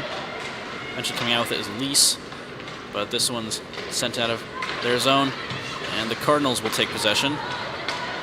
That's quickly turned over in the neutral zone. Lease hops to dump this one in.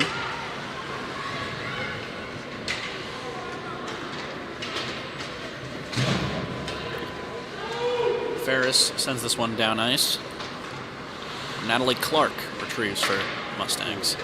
That's a stop there by Molly Ridgie. Molly Ridgie looking for Keller on that one, but stick check sends it high. And the Cardinals have a good forecheck moving in the Mustang zone now. Molly Ridgie over for So-Young Yu. So-Young Yu wraps this one around the boards. And sends back for Sue-Ann Cho. Sue-Ann Cho shot, and that one's sent high off a stick. Molly Ridgie fighting to keep this one in. Zoe Puck gets a stick on it. Passes for Cho. Cho, shot from the slot, and she scores! Sue-Ann Cho adds a fourth to the Cardinals scoreboard here. Nice shot there by Cho, and that is sort of her specialty. We've been seeing her do that a lot this season, just ripping shots from the blue line, putting them on net, usually getting deflections or tip-ins in front, which is another specialty by this Cardinal team here. But this one was all Sue-Ann Cho. Let's see here. And she shoots from just outside the near side face-off circle. And that one goes top shelf. You can see the drop pass here from Zoe Puck. This replay. Definitely an impressive look for Cho there, and that one is definitely a highlight reel goal. Yeah, and a nice one to get around the defender, too. Chipped high in Plattsburgh's end. Plattsburgh goal, her second goal of the season, scored by number 91, Sue-Ann Cho. Assisting on the Cardinal goal, number 17, Molly Ritchie, and number 37, Zoe Puck. Steiner attempting to lug this one across the blue line. She'll opt to dump it down. For Ritchie and Puck. The Plattsburgh goal is sponsored by Chris Consulting. Across the blue line is Lomas, and that's a big open ice hit between McKellar and Ella Oakes. No, excuse me, that's Johnson.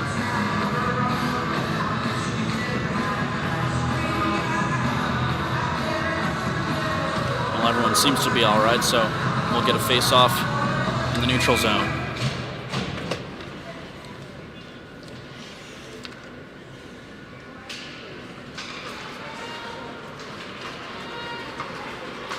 McKellar across the blue line.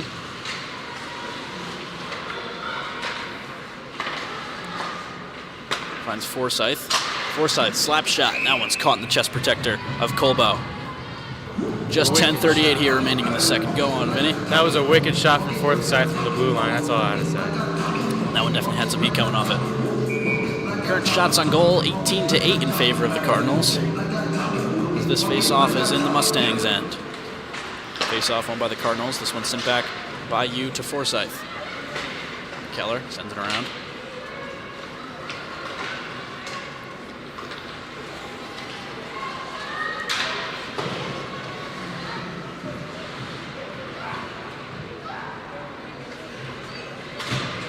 Kasperzak finds Brooke Terry. Terry dumps this one in as the Cardinals take a line change.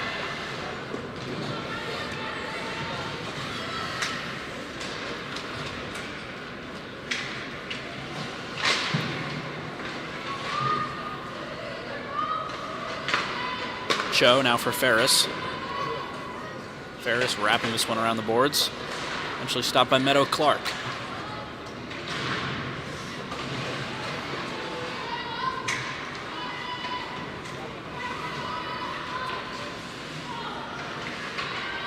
Ridgie.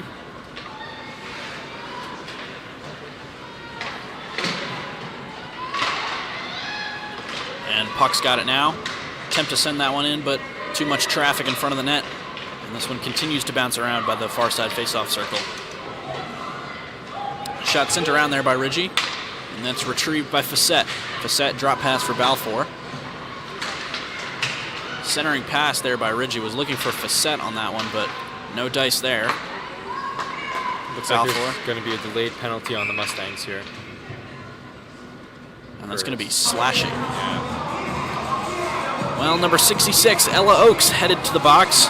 She'll get 2 for slashing as the Cardinals take what I believe is their 3rd power play of the game. I believe so, and definitely not what Morrisville wants here. They are probably looking to convert something, anything here to show a sign of life, but unfortunately, they just keep taking penalties one after another, and they're also having a really hard time getting the puck out of Plattsburgh's possession.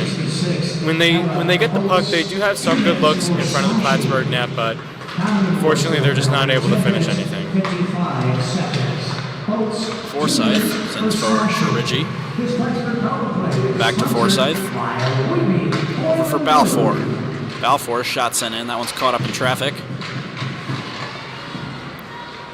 And Morris has a stick on it, keeping this one in. Balfour is able to get it to Forsyth. Forsyth got Ridgie. Back to Forsyth. Ridgie once again. This one close to the net now. No shot off there. And this one kept in by Forsyth, who taps it over to Balfour. Balfour finds Ridgie. Over for Balfour once again. Shot. That one's sent wide. Almost got the ref. This one ripped out of Morrisville's end with just 1 minute remaining in this Cardinals power play. That was good for Morrisville. I think they needed that line change. Definitely some tired skaters there. Kasperzak unable to keep a puck on her stick there, and this one will get sent down once again. Now 50 seconds remaining in this Cardinals power play.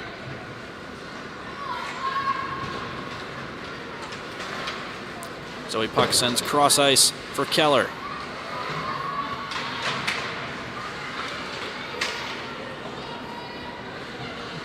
So Young Yu, back line, finds Zoe Puck. Zoe Puck over for Yu.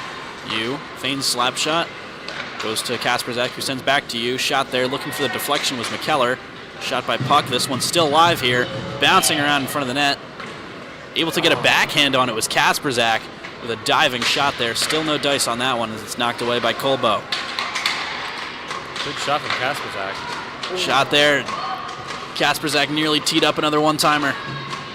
Puck sends over for McKellar. Shot, and that is stopped as we are back to even strength. Well, Plattsburgh's definitely testing Colbo for the rest of this game, it looks like. I mean, those were just back-to-back-to-back good opportunities from Plattsburgh. Kasperzak with a shot from the floor, and then a couple more from the far side. I didn't catch who it was. But putting Colbo to the test here.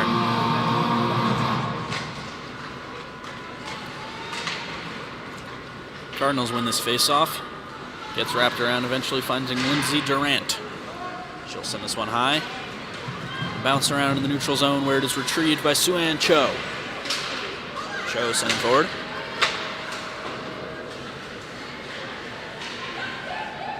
Facette attempting to get a handle on it here. That one's turned over in the neutral zone as we have a delayed penalty on the Cardinals, I believe. Yeah, it's going to be on Cho for either a slash or a trip, I think. Yeah, I do believe that was a trip. Yeah. On Johnson.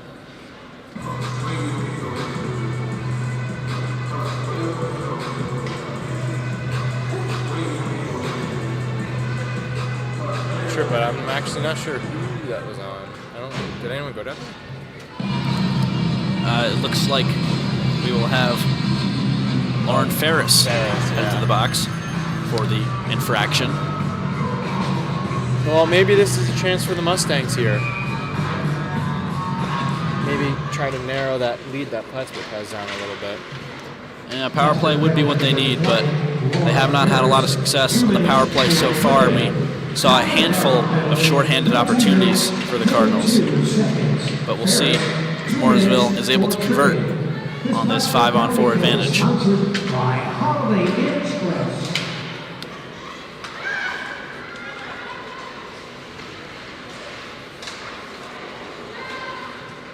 Lease sends for Couture. Couture shot, absolute ripper from the blue line. And that's stopped by Stetson. Couture shot once again, bouncing around in front of the net. No dice on that one as Cardinals take possession, and this one is sent down to Colbo. Not a bad sequence there for Morrisville. Definitely a couple quality shots on goal.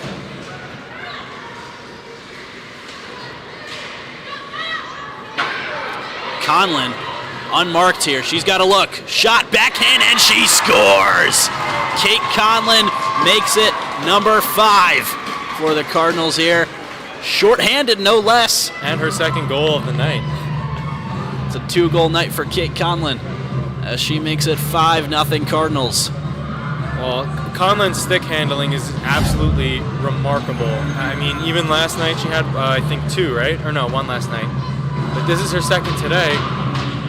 In all alone. Quick scan. She goes forehand, backhand, and a backhand shot right over Colbo there. Really great stick work. This one chipped away. McKellar has a decent look there, but no dice on that one. Cardinals still currently on the penalty kill. I didn't even realize that.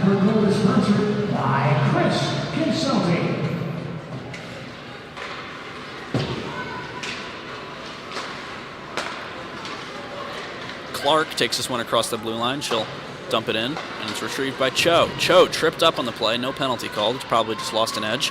Shot there. This one bouncing high in front of the net. And McKellar stopped it. It's McKellar flanked by Puck. She's got a look. Shot, back pass for Puck, and no score there. Not a bad choice to go for the back pass, but Puck was not ready to retrieve, and they spoiled that opportunity there. Yeah, not a bad look at all by McKellar. I think Puck might have been chasing a little too close there to get her stick on the puck in time, but that was still, regardless, really good move, and another good opportunity from the Cardinals on this penalty kill, which just expired, I just realized. But still, I mean, that's, I think, the 5th or 6th odd man rush that we've seen out of Plattsburgh on a penalty kill tonight. Speaking of shorthanded goals, I do know recently that the, or I guess not recently, it's probably, I believe it's been a rule for a while, but the PWHL has a rule where if you score a shorthanded goal, it ends your penalty. Oh. They call it the jailbreak rule, I believe, and I actually like that rule. I hear pretty fond opinions of it. Lomas, opportunity there. Johnson with the backhand, and that's stopped up by Forsyth. I think it's a pretty interesting rule, and I think it's I haven't watched enough PWHL to have a solid opinion on it, but I hear good things about it. Yeah, it seems like it would be a good motivation for the players to, try to do more than just kill the penalty, and maybe generate a little offense too while they're shorthanded. It's true, with a lot of penalty kill, you can see players just dump the puck the second they get it, and well, it is very strategically sound, but can make for some slightly uninteresting hockey if you're watching. Yeah. Morris sends over for Ridgie. Ridgie will take this one across the blue line. Bank pass to herself here. Wow. Just attempts to stuff the backhand. That is stopped by Colbo. Great use of the wall by Ridgie on that move. Kept in Morrisville's end here, but it does eventually bounce out. Ridgie with it now. She'll dump this one in. 3 minutes remaining here in the second. Score still at 5-0 Cardinals.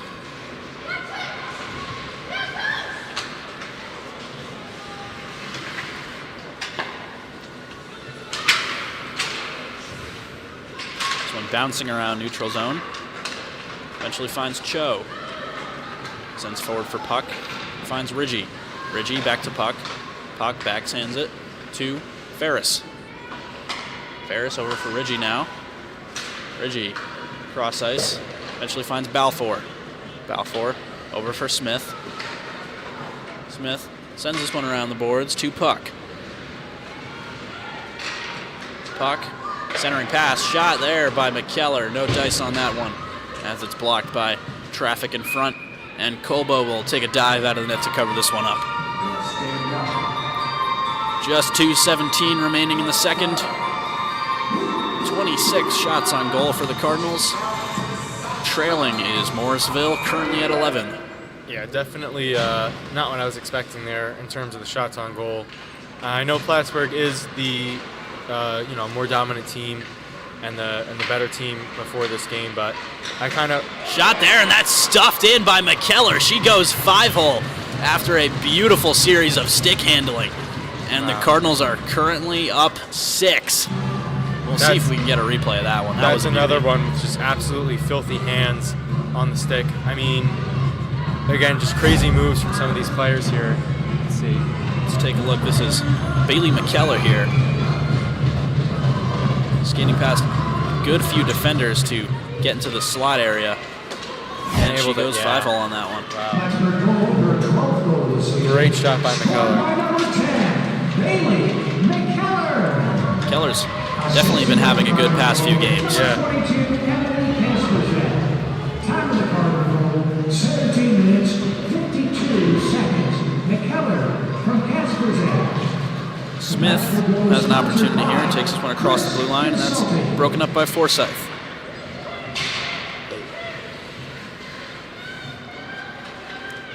McKellar's got it. Keller, near side face-off circle, sends this one around behind the net.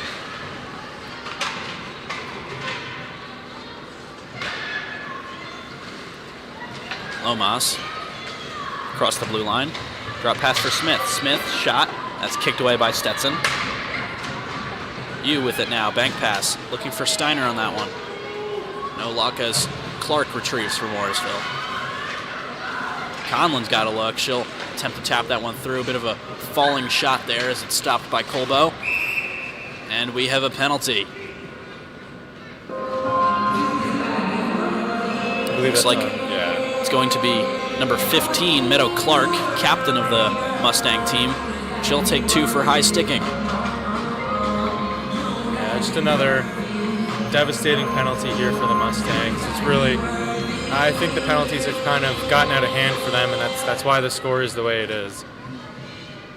But even when the Mustangs do have a power play, I mean, Cardinals are still very dominant. Number 15, Meadow Clark. 2 minutes. Conlon on the face-off here. She's got 2 goals this game. This finds Cho at the blue line, who sends over for Ferris. Ferris over for Steiner. Facette with it now. She's unmarked. Shot, and that one goes high.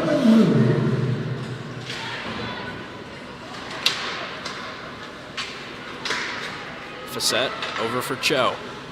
Cho wraps this one around the boards.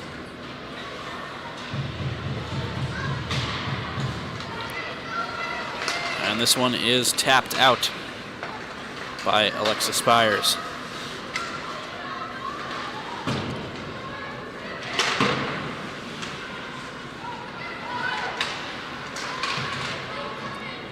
Clock winding down in the second here. Yes, final 5 seconds. And the Cardinals will go into the third with a minute of power play. Well, definitely not a bad second period there. Yeah, absolutely. For the Plattsburgh State Cardinals. 3 goals, if I'm not mistaken. Yep. Scored in that second period.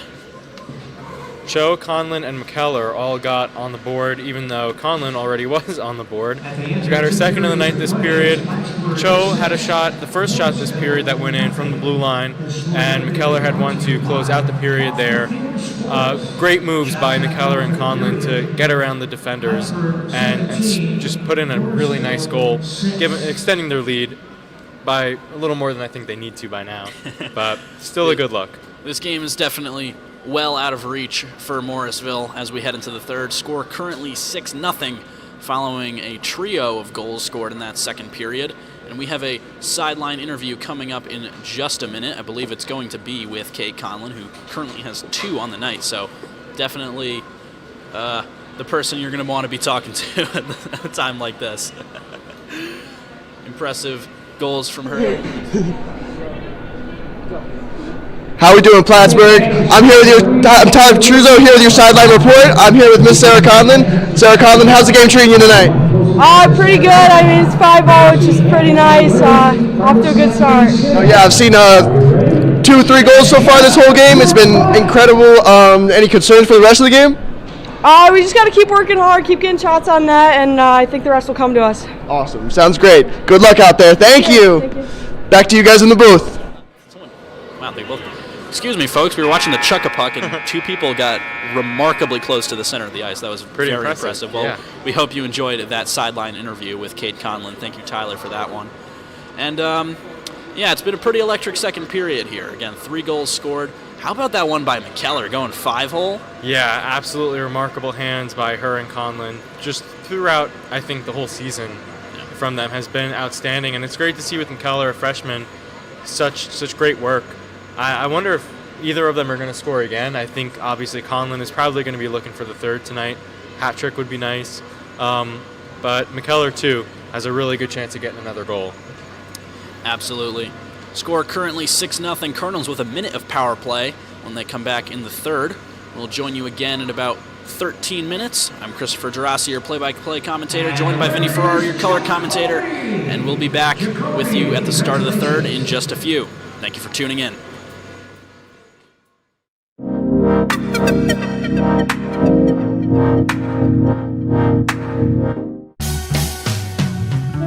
Do you play an instrument? Want to jam with fellow musicians? Join the Plattsburgh State Jazz Ensemble.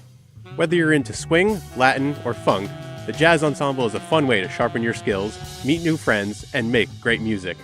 To sign up, enroll in MUS 394, either for credit or as an audit. Practices are every Tuesday night from 6 to 8 in Myers 300. Find your rhythm. Join the Jazz Ensemble. I am responsible for over 163 abductions, including Lucky Lindy and Patty Hearst. I have scammed Wall Street over 40 times since 1983, stealing upwards of $2 billion. I've evaded authorities countless times in every country I've sought refuge, and I'm still on the run. Miss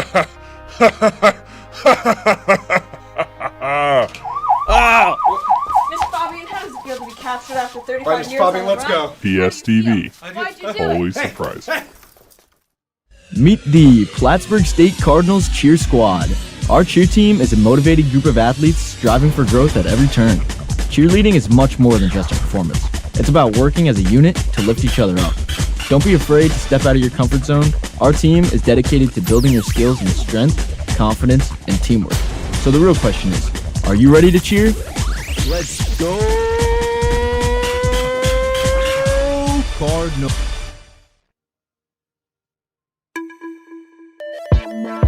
My name is DeAndre, and I do triple jump. Yeah, I'm Tegan Jump. I am a student athlete on the women's track and field team, and I'm a thrower. Andrew Krug, associate head track and field coach, assistant cross country coach. The one thing that's important to me about track and my personal growth is getting better as an athlete and as a person.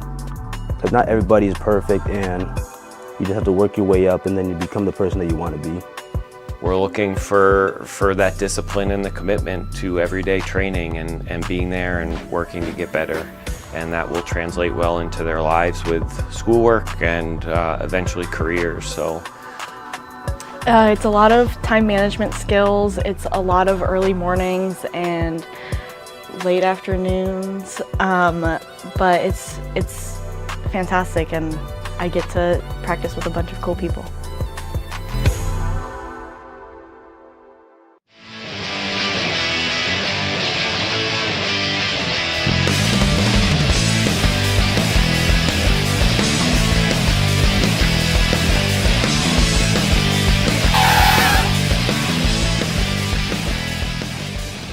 Don't worry, Plattsburgh State Television will always be prepared to serve you quality content.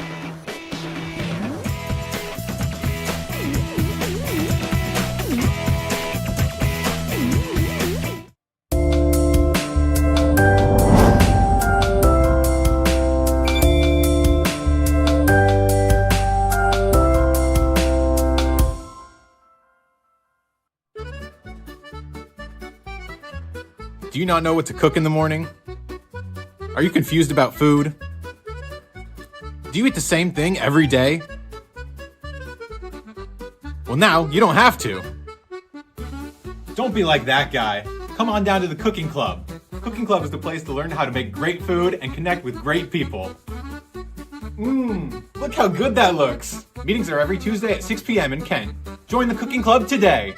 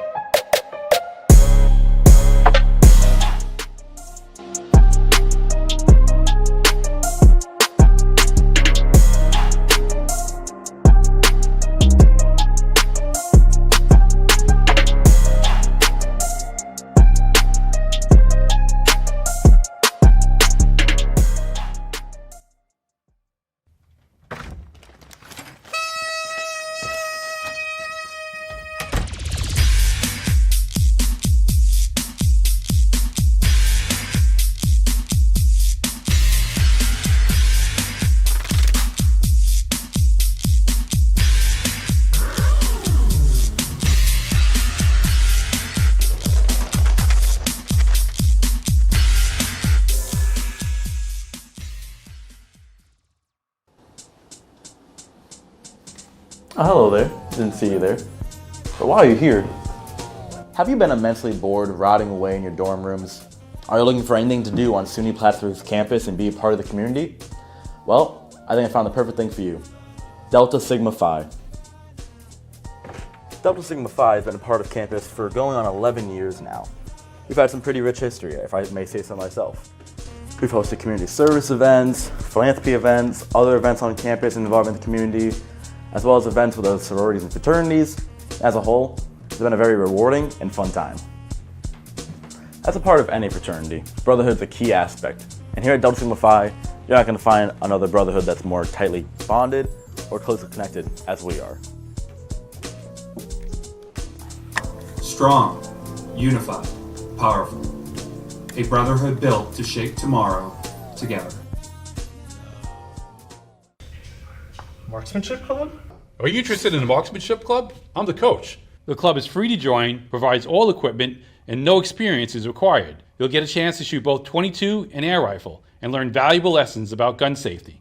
Whether you're interested in shooting competitions against other colleges as part of our team or just on occasion for the fun of it, we would love to have you. And where can I find more information? On the club sports recreation page for SUNY Plattsburgh or right here. What are you pointing to?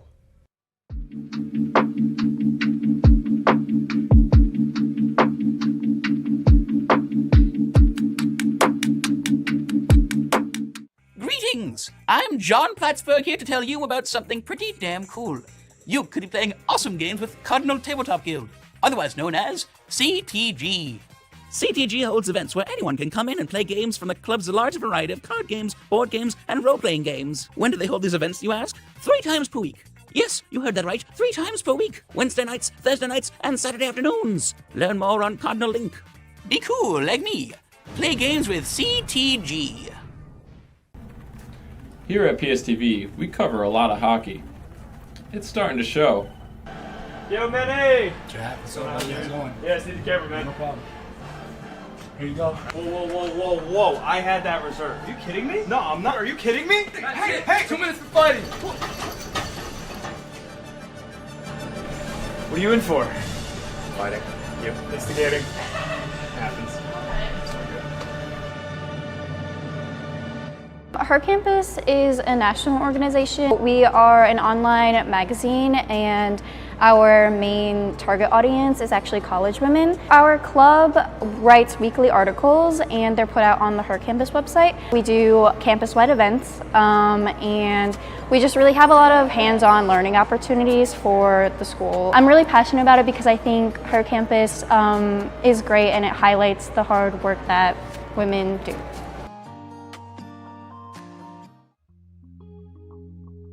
Spicy was created in order to give us Caribbeans a way of expressing ourselves. In the Caribbean, there's multiple ways of showcasing talent, and dancing is one of them. We have a bunch of different ethnicities and everything in here, so it's a Caribbean dance team, so we definitely are inspired by the Caribbean dance hall and stuff like that, and all different types of Caribbean dancers. We go out together. Like, even if we're going to a party, they play our song, we'll do it together. Like, but we do like a lot of fun stuff together. Like, you know what I'm saying? Outside of Spicy. And it's just really like us. Like, we are like a family. Like, it is. There's so many different personalities on the team. Giving very much family. Vibrant. Joking. Like, we joke a lot. Spicy will accept you, and it's just a great team. So if you're looking to join, then yeah.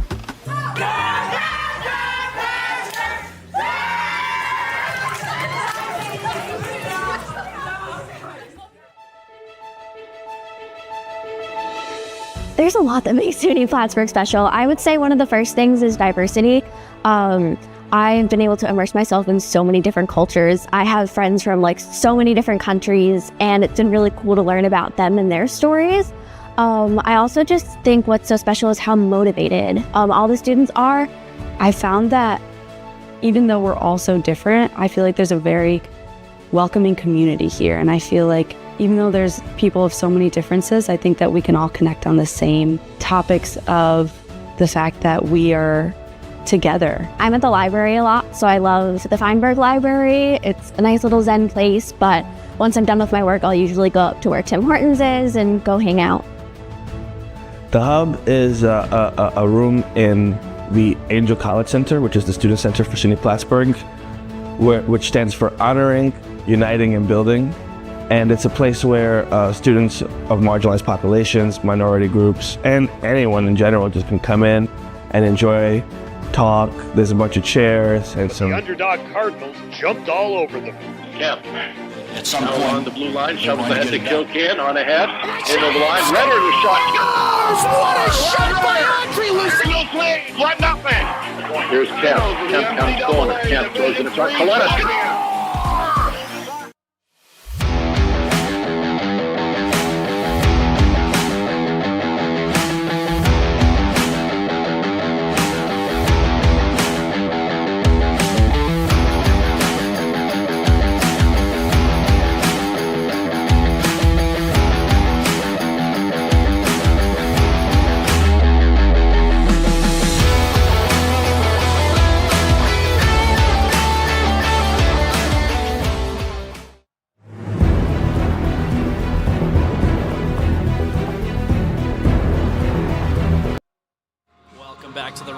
Ladies and gentlemen, as we get ready to begin the third period of tonight's game, where your Plattsburgh State Cardinals are currently up 6 over the Morrisville Mustangs, and it has been quite the game for the Cardinals tonight, and about what we were expecting in terms of dominance. Like we said, 6-0 game, 3 goals in the first, 3 in the second. And what do you make of that second period, Vinny?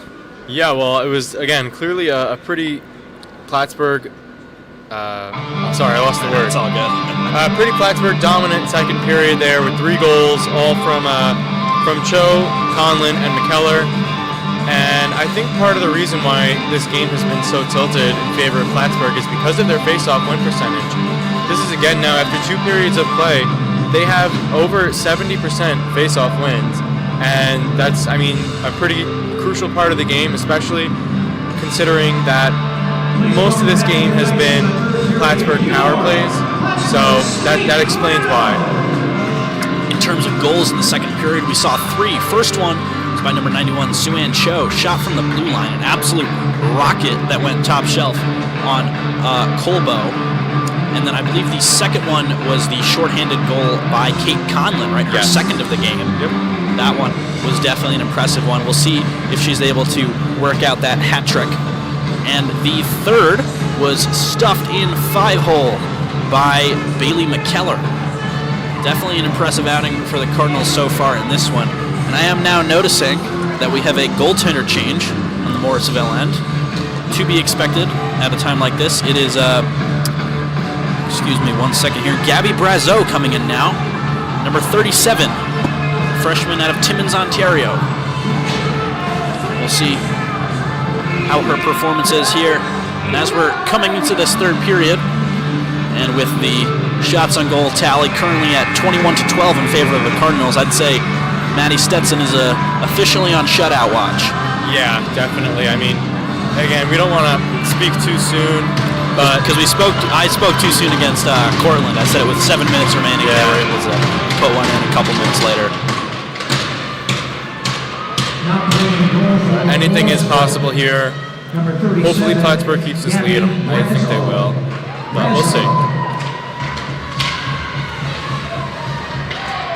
Spires taking this one across the blue line into the slot, and that's stopped up by Forsyth. Spires with an attempted shot there, and that's blocked by Ridgie, who will take this one herself out of Plattsburgh's end. It's brought back in by Lease. And Durant takes it now. Sends this one cross ice. It is intercepted by Ridgie.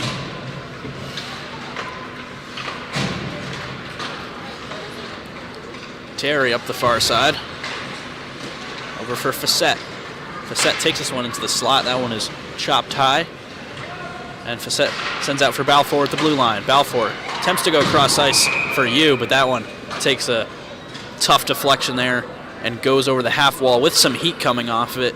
Nearly struck Morrisville's athletic trainer there. If you have a New York State license plate with the number HUZ4987, we need you to move your car as soon as possible. New York State plate is HUZ4987. We need you to move your car. Thank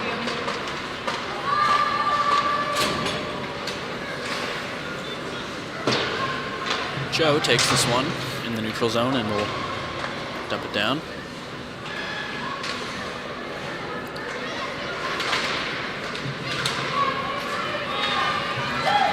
And it's Holland up the near side. Holland with a shot there. And that's kicked away by the skate of Facette. Kasperzak across the blue line. 2-on-2 here. That's McKellar's shot. That one crosses in front of an open net. And Morrisville will now take possession. Smith across the blue line.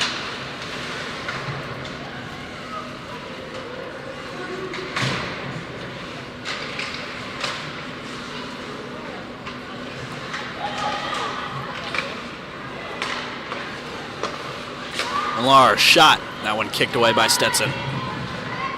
Forsyth with it now. Leaves it for Ferris.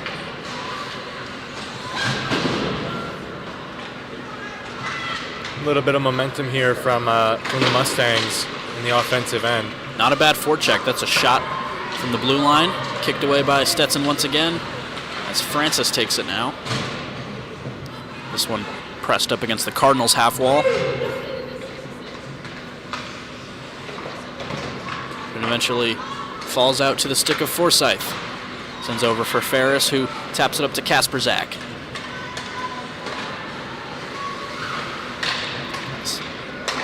Defensive pairing takes a line change. And it's number 88, Johnson on the rush now.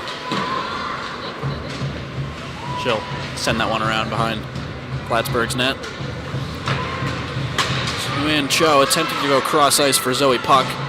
That's broken up by Clark. Balfour able to turn it over. And she'll take this one herself across the Morrisville blue line. She's got a look. Shot. And that one is stopped by Brazo.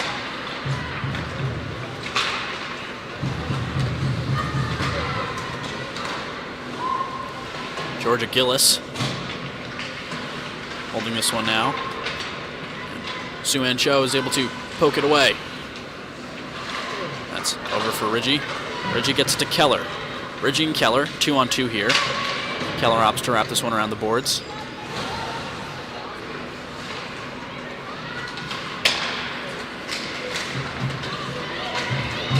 Lawrence now by the near side faceoff circle. Back pass for Clark.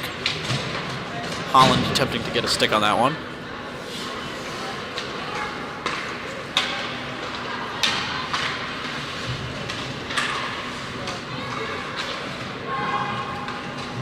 And Keller sends this one in to Morrisville's end as Morrisville tries to get some offense moving here early into the third. 15:40 to go. Plattsburgh's been doing a pretty good job of shutting down the Mustangs here so far in this period. I mean, the Mustangs have been pretty much in the Cardinal zone for this past 5 minutes of the first period here. The third period here. And Plattsburgh's just doing a good job of trying to get it out. I think they're struggling a little bit offensively. Oh, maybe not. Kasperzak on the rush, looking for the backhand. No dice. Shot there, and that one goes off the post. Nearly tapped in by Ella Facette, and that was a close call for Morrisville. Yeah, almost another goal for Plattsburgh there. I think the Cardinals are trying to test out the new goalie on the other end of the ice, but they haven't had too many chances there. That one, though, that was a good chance. Balfour sends across for Ferris, who will lob this one into the neutral zone. Just quickly slapped back into the Cardinals' end, where Balfour retrieves. We'll get an icing here. Score currently 6-0, and not a bad night for these seniors here playing their final regular season home game. We have Molly Ridgey, Taya Balfour, I believe Sue-Ann Cho and Ella Facette are the Cardinals seniors honored here at senior night tonight. Yeah, probably a bittersweet feeling here for a lot of these Cardinals. Sue-Ann Cho able to score probably is a great moment for her. She's probably going to miss it. Taya Balfour sends this one around for Francis. Back to Balfour. Trying to find Conlon there. Conlon sending it to the boards, unable to catch up with it.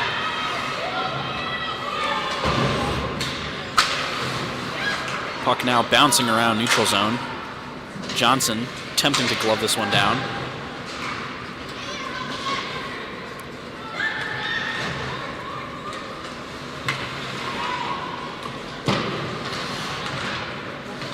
This one being fought for across the Cardinals' blue line, and eventually finds Sue-Ann Cho. Cho, she's got one goal tonight. She rushes in behind Morrisville's net, attempts to keep her stick on it here. This eventually gets to the stick of Molly Ridgey. Ridgey loses an edge there and loses possession in turn. This one turned over. Couture with it now. Couture sends up ice. Cho able to send that one back in, but it does find Couture once again.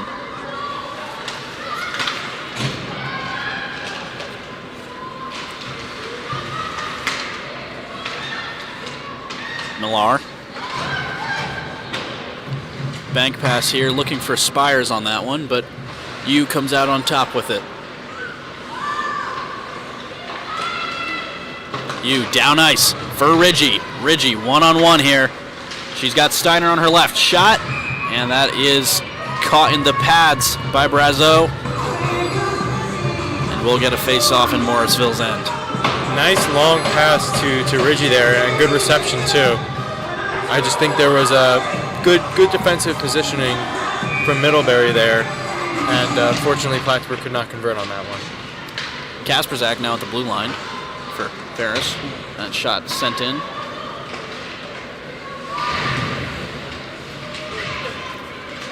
Terry keeping this one in here into the slot. Shot, and that one sent wide. Kasperzak able to get a blade on it.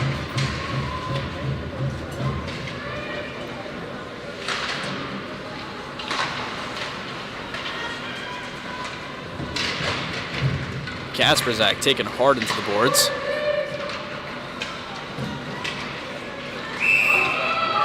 And we're going to get a penalty here, as I believe it was Kasperzak and Holland were caught up in a scuffle there.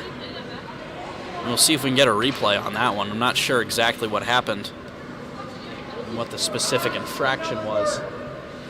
But that's Holland and Kasperzak each going to the box. It's probably going to be a 4-on-4 here. One for holding, and I'm not sure what that one. I think is roughing. Oh yeah, probably one roughing. For holding and one for roughing. So it looks like we're going to do 4-on-4, a penalty for each team here following that infraction. Well, I think it's pretty fair to expect Plattsburgh to come out on top of this 4-on-4. I mean, on the penalty kill, even when they're down, they're pretty dominant in terms of getting chances just like this from Francis. Getting it into the Middlebury zone. Let's see if they can generate some more offense, even though it's not really necessary. This one is well within the hands of the Cardinals now. Score still 6-0 with 11 minutes, 50 seconds to go in the third period. Conlon up the far side. She's got Francis on her left. She'll chip this one across for Francis, bouncing a little too much for her to retrieve. 7 minutes, 46 seconds. Taya Balfour with it now. She's got puck on her left side. Puck back to Balfour, tapped in and scores. Beautiful movement between the two. Puck and Balfour also with a move, I think, before she passed to Puck initially. Really great. Sly and smooth move there for Balfour and Puck. We'll definitely get a replay of that one. It is now 7-0 Cardinals against Morrisville with 11:22 remaining here in the third. 4-on-4 goal scored.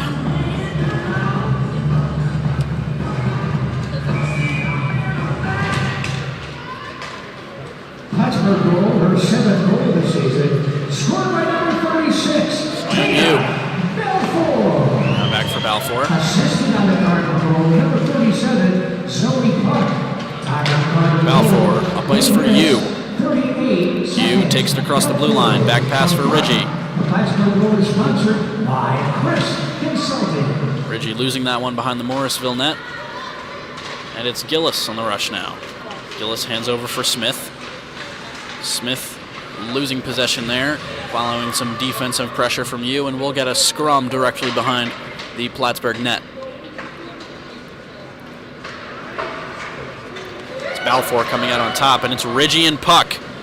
Ridgie cross ice for Puck. That one broken up by Ella Millar.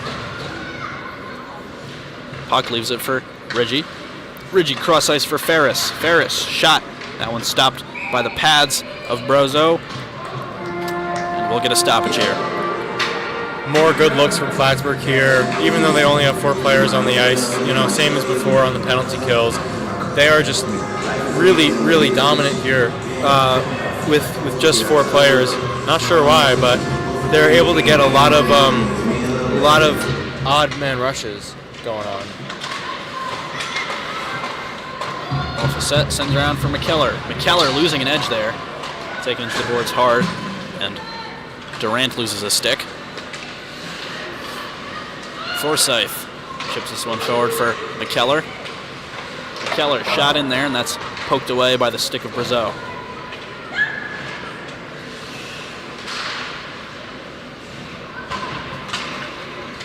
Facette loses this one. And Johnson takes a little spill there. McKellar chips over for Kasperzak. Back to McKellar. Over the blue line now. McKellar shot in there. Tapped and nearly had a goal was Facette on the rebound. Shot sent in hard by Cho. Looking for her second. Fans, we ask that before you leave this afternoon's game, please pick up a Cho finding it once again.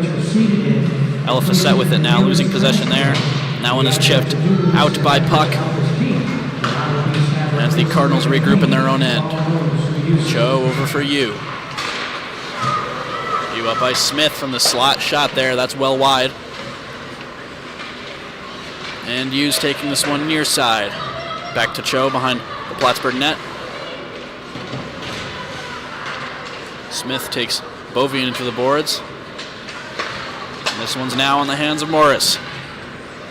Morris sent in, shot, and that's caught in the chest protector of Brazeau. Pretty fitting song, considering that was a chest shave. Oh, chest save, excuse me.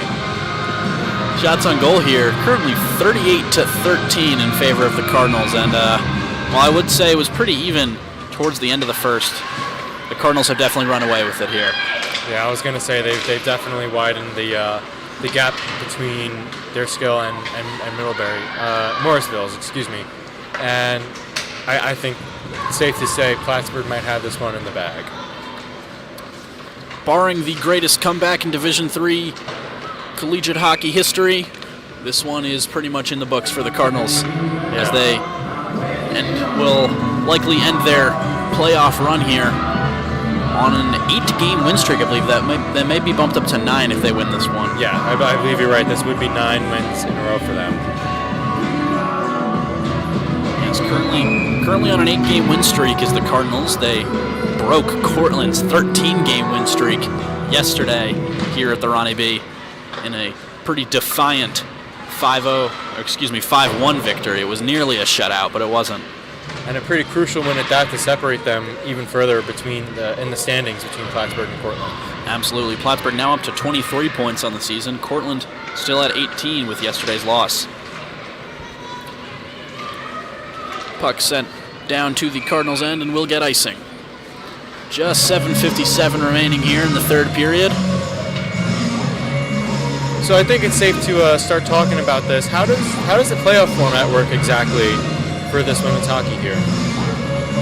So Tyler Wood would be the guy to ask about this. He is the expert. But from my knowledge, it is a standard playoff bracket. And I think, yes, it is Plattsburgh, Cortland, William Smith, Oswego, and Canton who have clinched the playoffs here.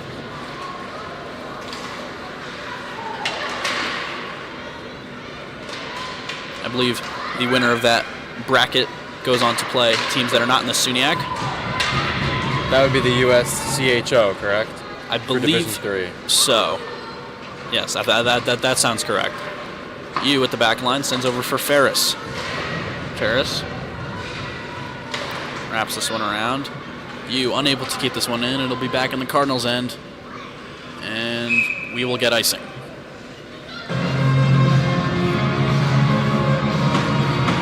Game's kind of slowing down here, especially from the Mustangs, just kind of dumping it down.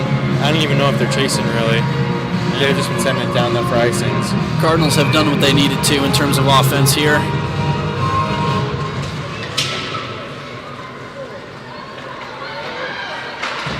Couture sends this one down to neutral ice, where it's stopped by you. Gillis sending this one down into the Cardinals' end. Morrisville Mustangs take a line change, and this one's chipped into their end. Durant with it now.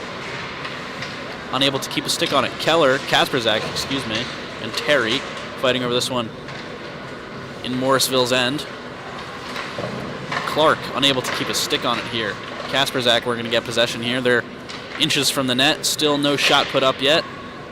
Shot there attempted by Kasperzak, but a defensive stick sends that one high.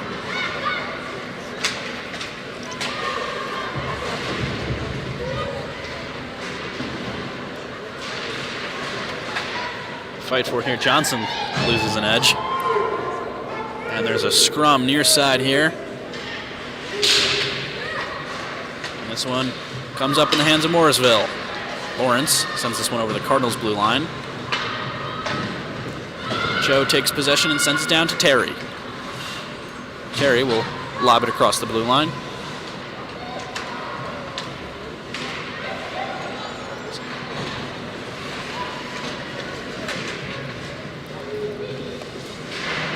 Now in Morrisville possession in the Cardinals' end. Quickly turned over to the Cardinals here.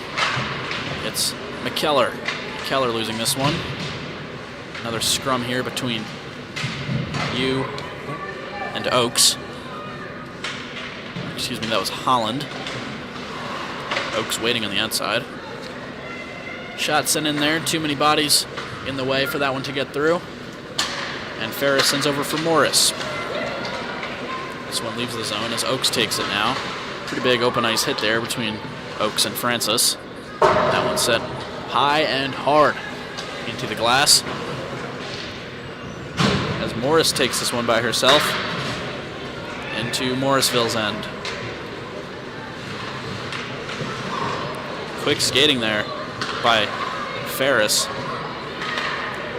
Joe in, shot, no dice on that one. I believe she was looking for Conlon on the rebound or centering pass there. Spire's pass is intercepted by Ferris. And Cho will send that one down looking for Facette. Facette foot racing after it with Millar. Facette comes out on top. Biding her time here. Facette tripped up, and we will get a penalty with just 4 minutes 30 seconds here. Morrisville have touched the puck, and I believe that is, yes, that's Alexia Spires headed to the box. 2 minutes for tripping with just 4:30 remaining here in the third. Cardinals currently up 7 over Morrisville. Yeah, let's see if they can convert on this power play. They haven't yet so far in this game, but this might be the one. Balfour for Facette. Facette sends that one across the slot. No one there to retrieve. Back pass by Ridgie to Ferris. Forsyth. Keller, centering pass there, was looking for Facette. No dice on that one. This puck cleared high and wide down into the Cardinals' end. Not a bad look, that centering pass, but the defenders just kind of blocked that lane up really good. Ridgie goes cross ice for Keller. Keller losing possession there. That one stopped by Stetson. As Balfour takes possession now. Long pass to Facette. Facette unable to keep a stick on it as Couture takes it.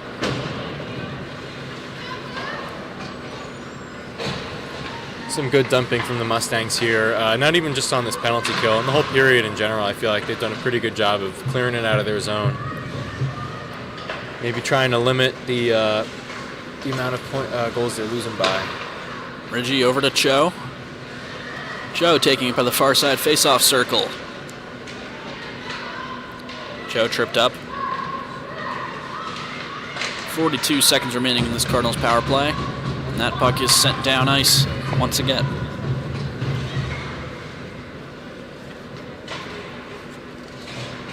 View with it now.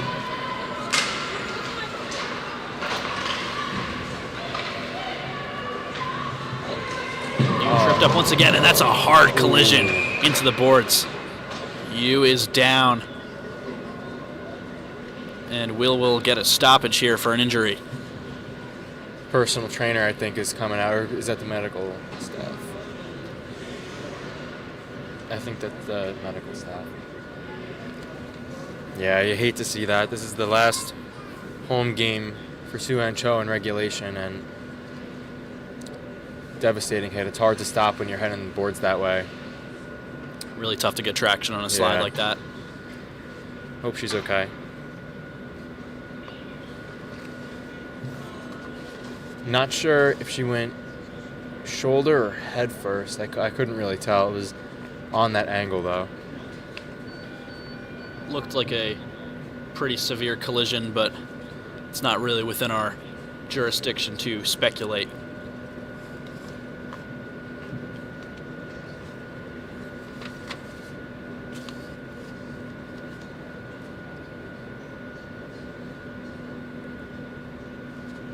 Does appear to be responsive. And she is getting up off the ice. That was So-Young Yu who went down.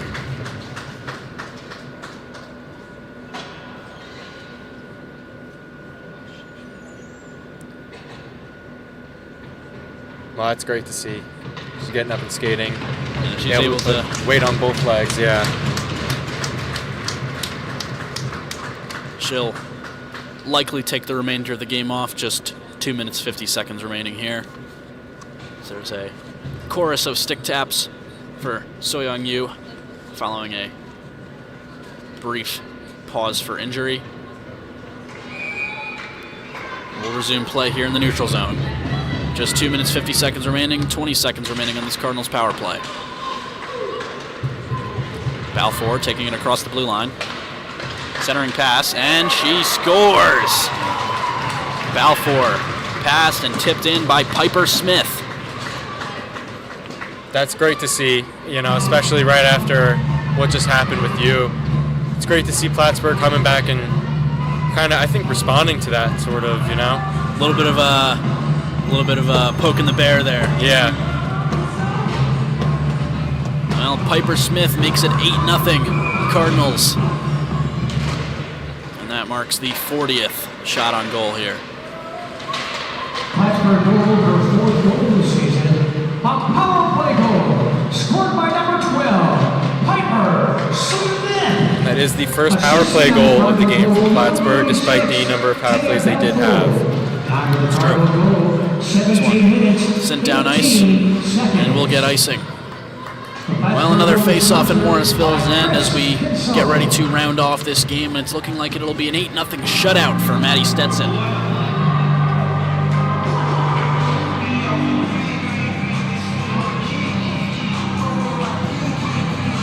Stetson definitely having an impressive season so far. 8-2-1 over 12 games played in the 25-26 season, boasting a .947 save percentage.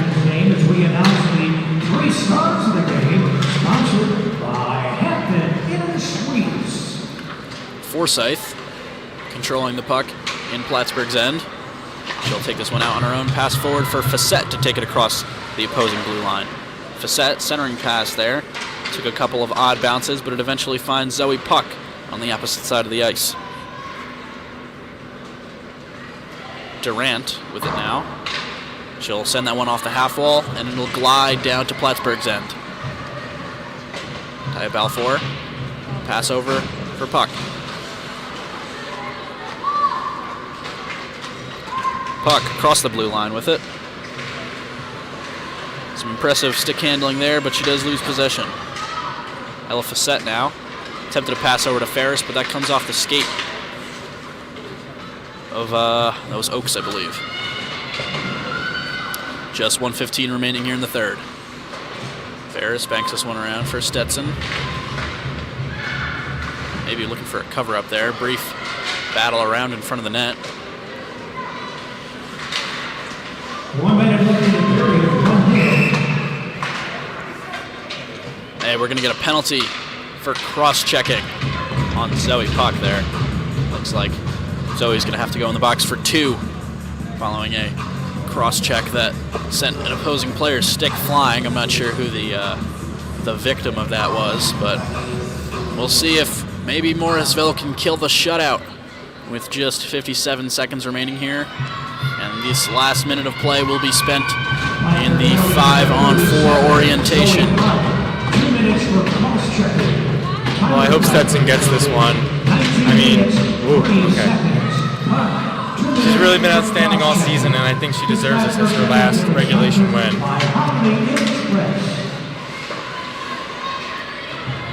For the season. Our graduating seniors here one more time is Ella Facette, Sue-Ann Cho, Taya Balfour, and Molly Ridgie. Definitely some good talent that will be lost heading into next season. Yeah, absolutely. With those players leaving. But I think a lot of the younger players that have stepped up, for example, McKellar, Piper Smith tonight stepped up. You know, it's great. It's great to see that too. It's promising future for these Cardinals. Zoe Puck, also a freshman on this team.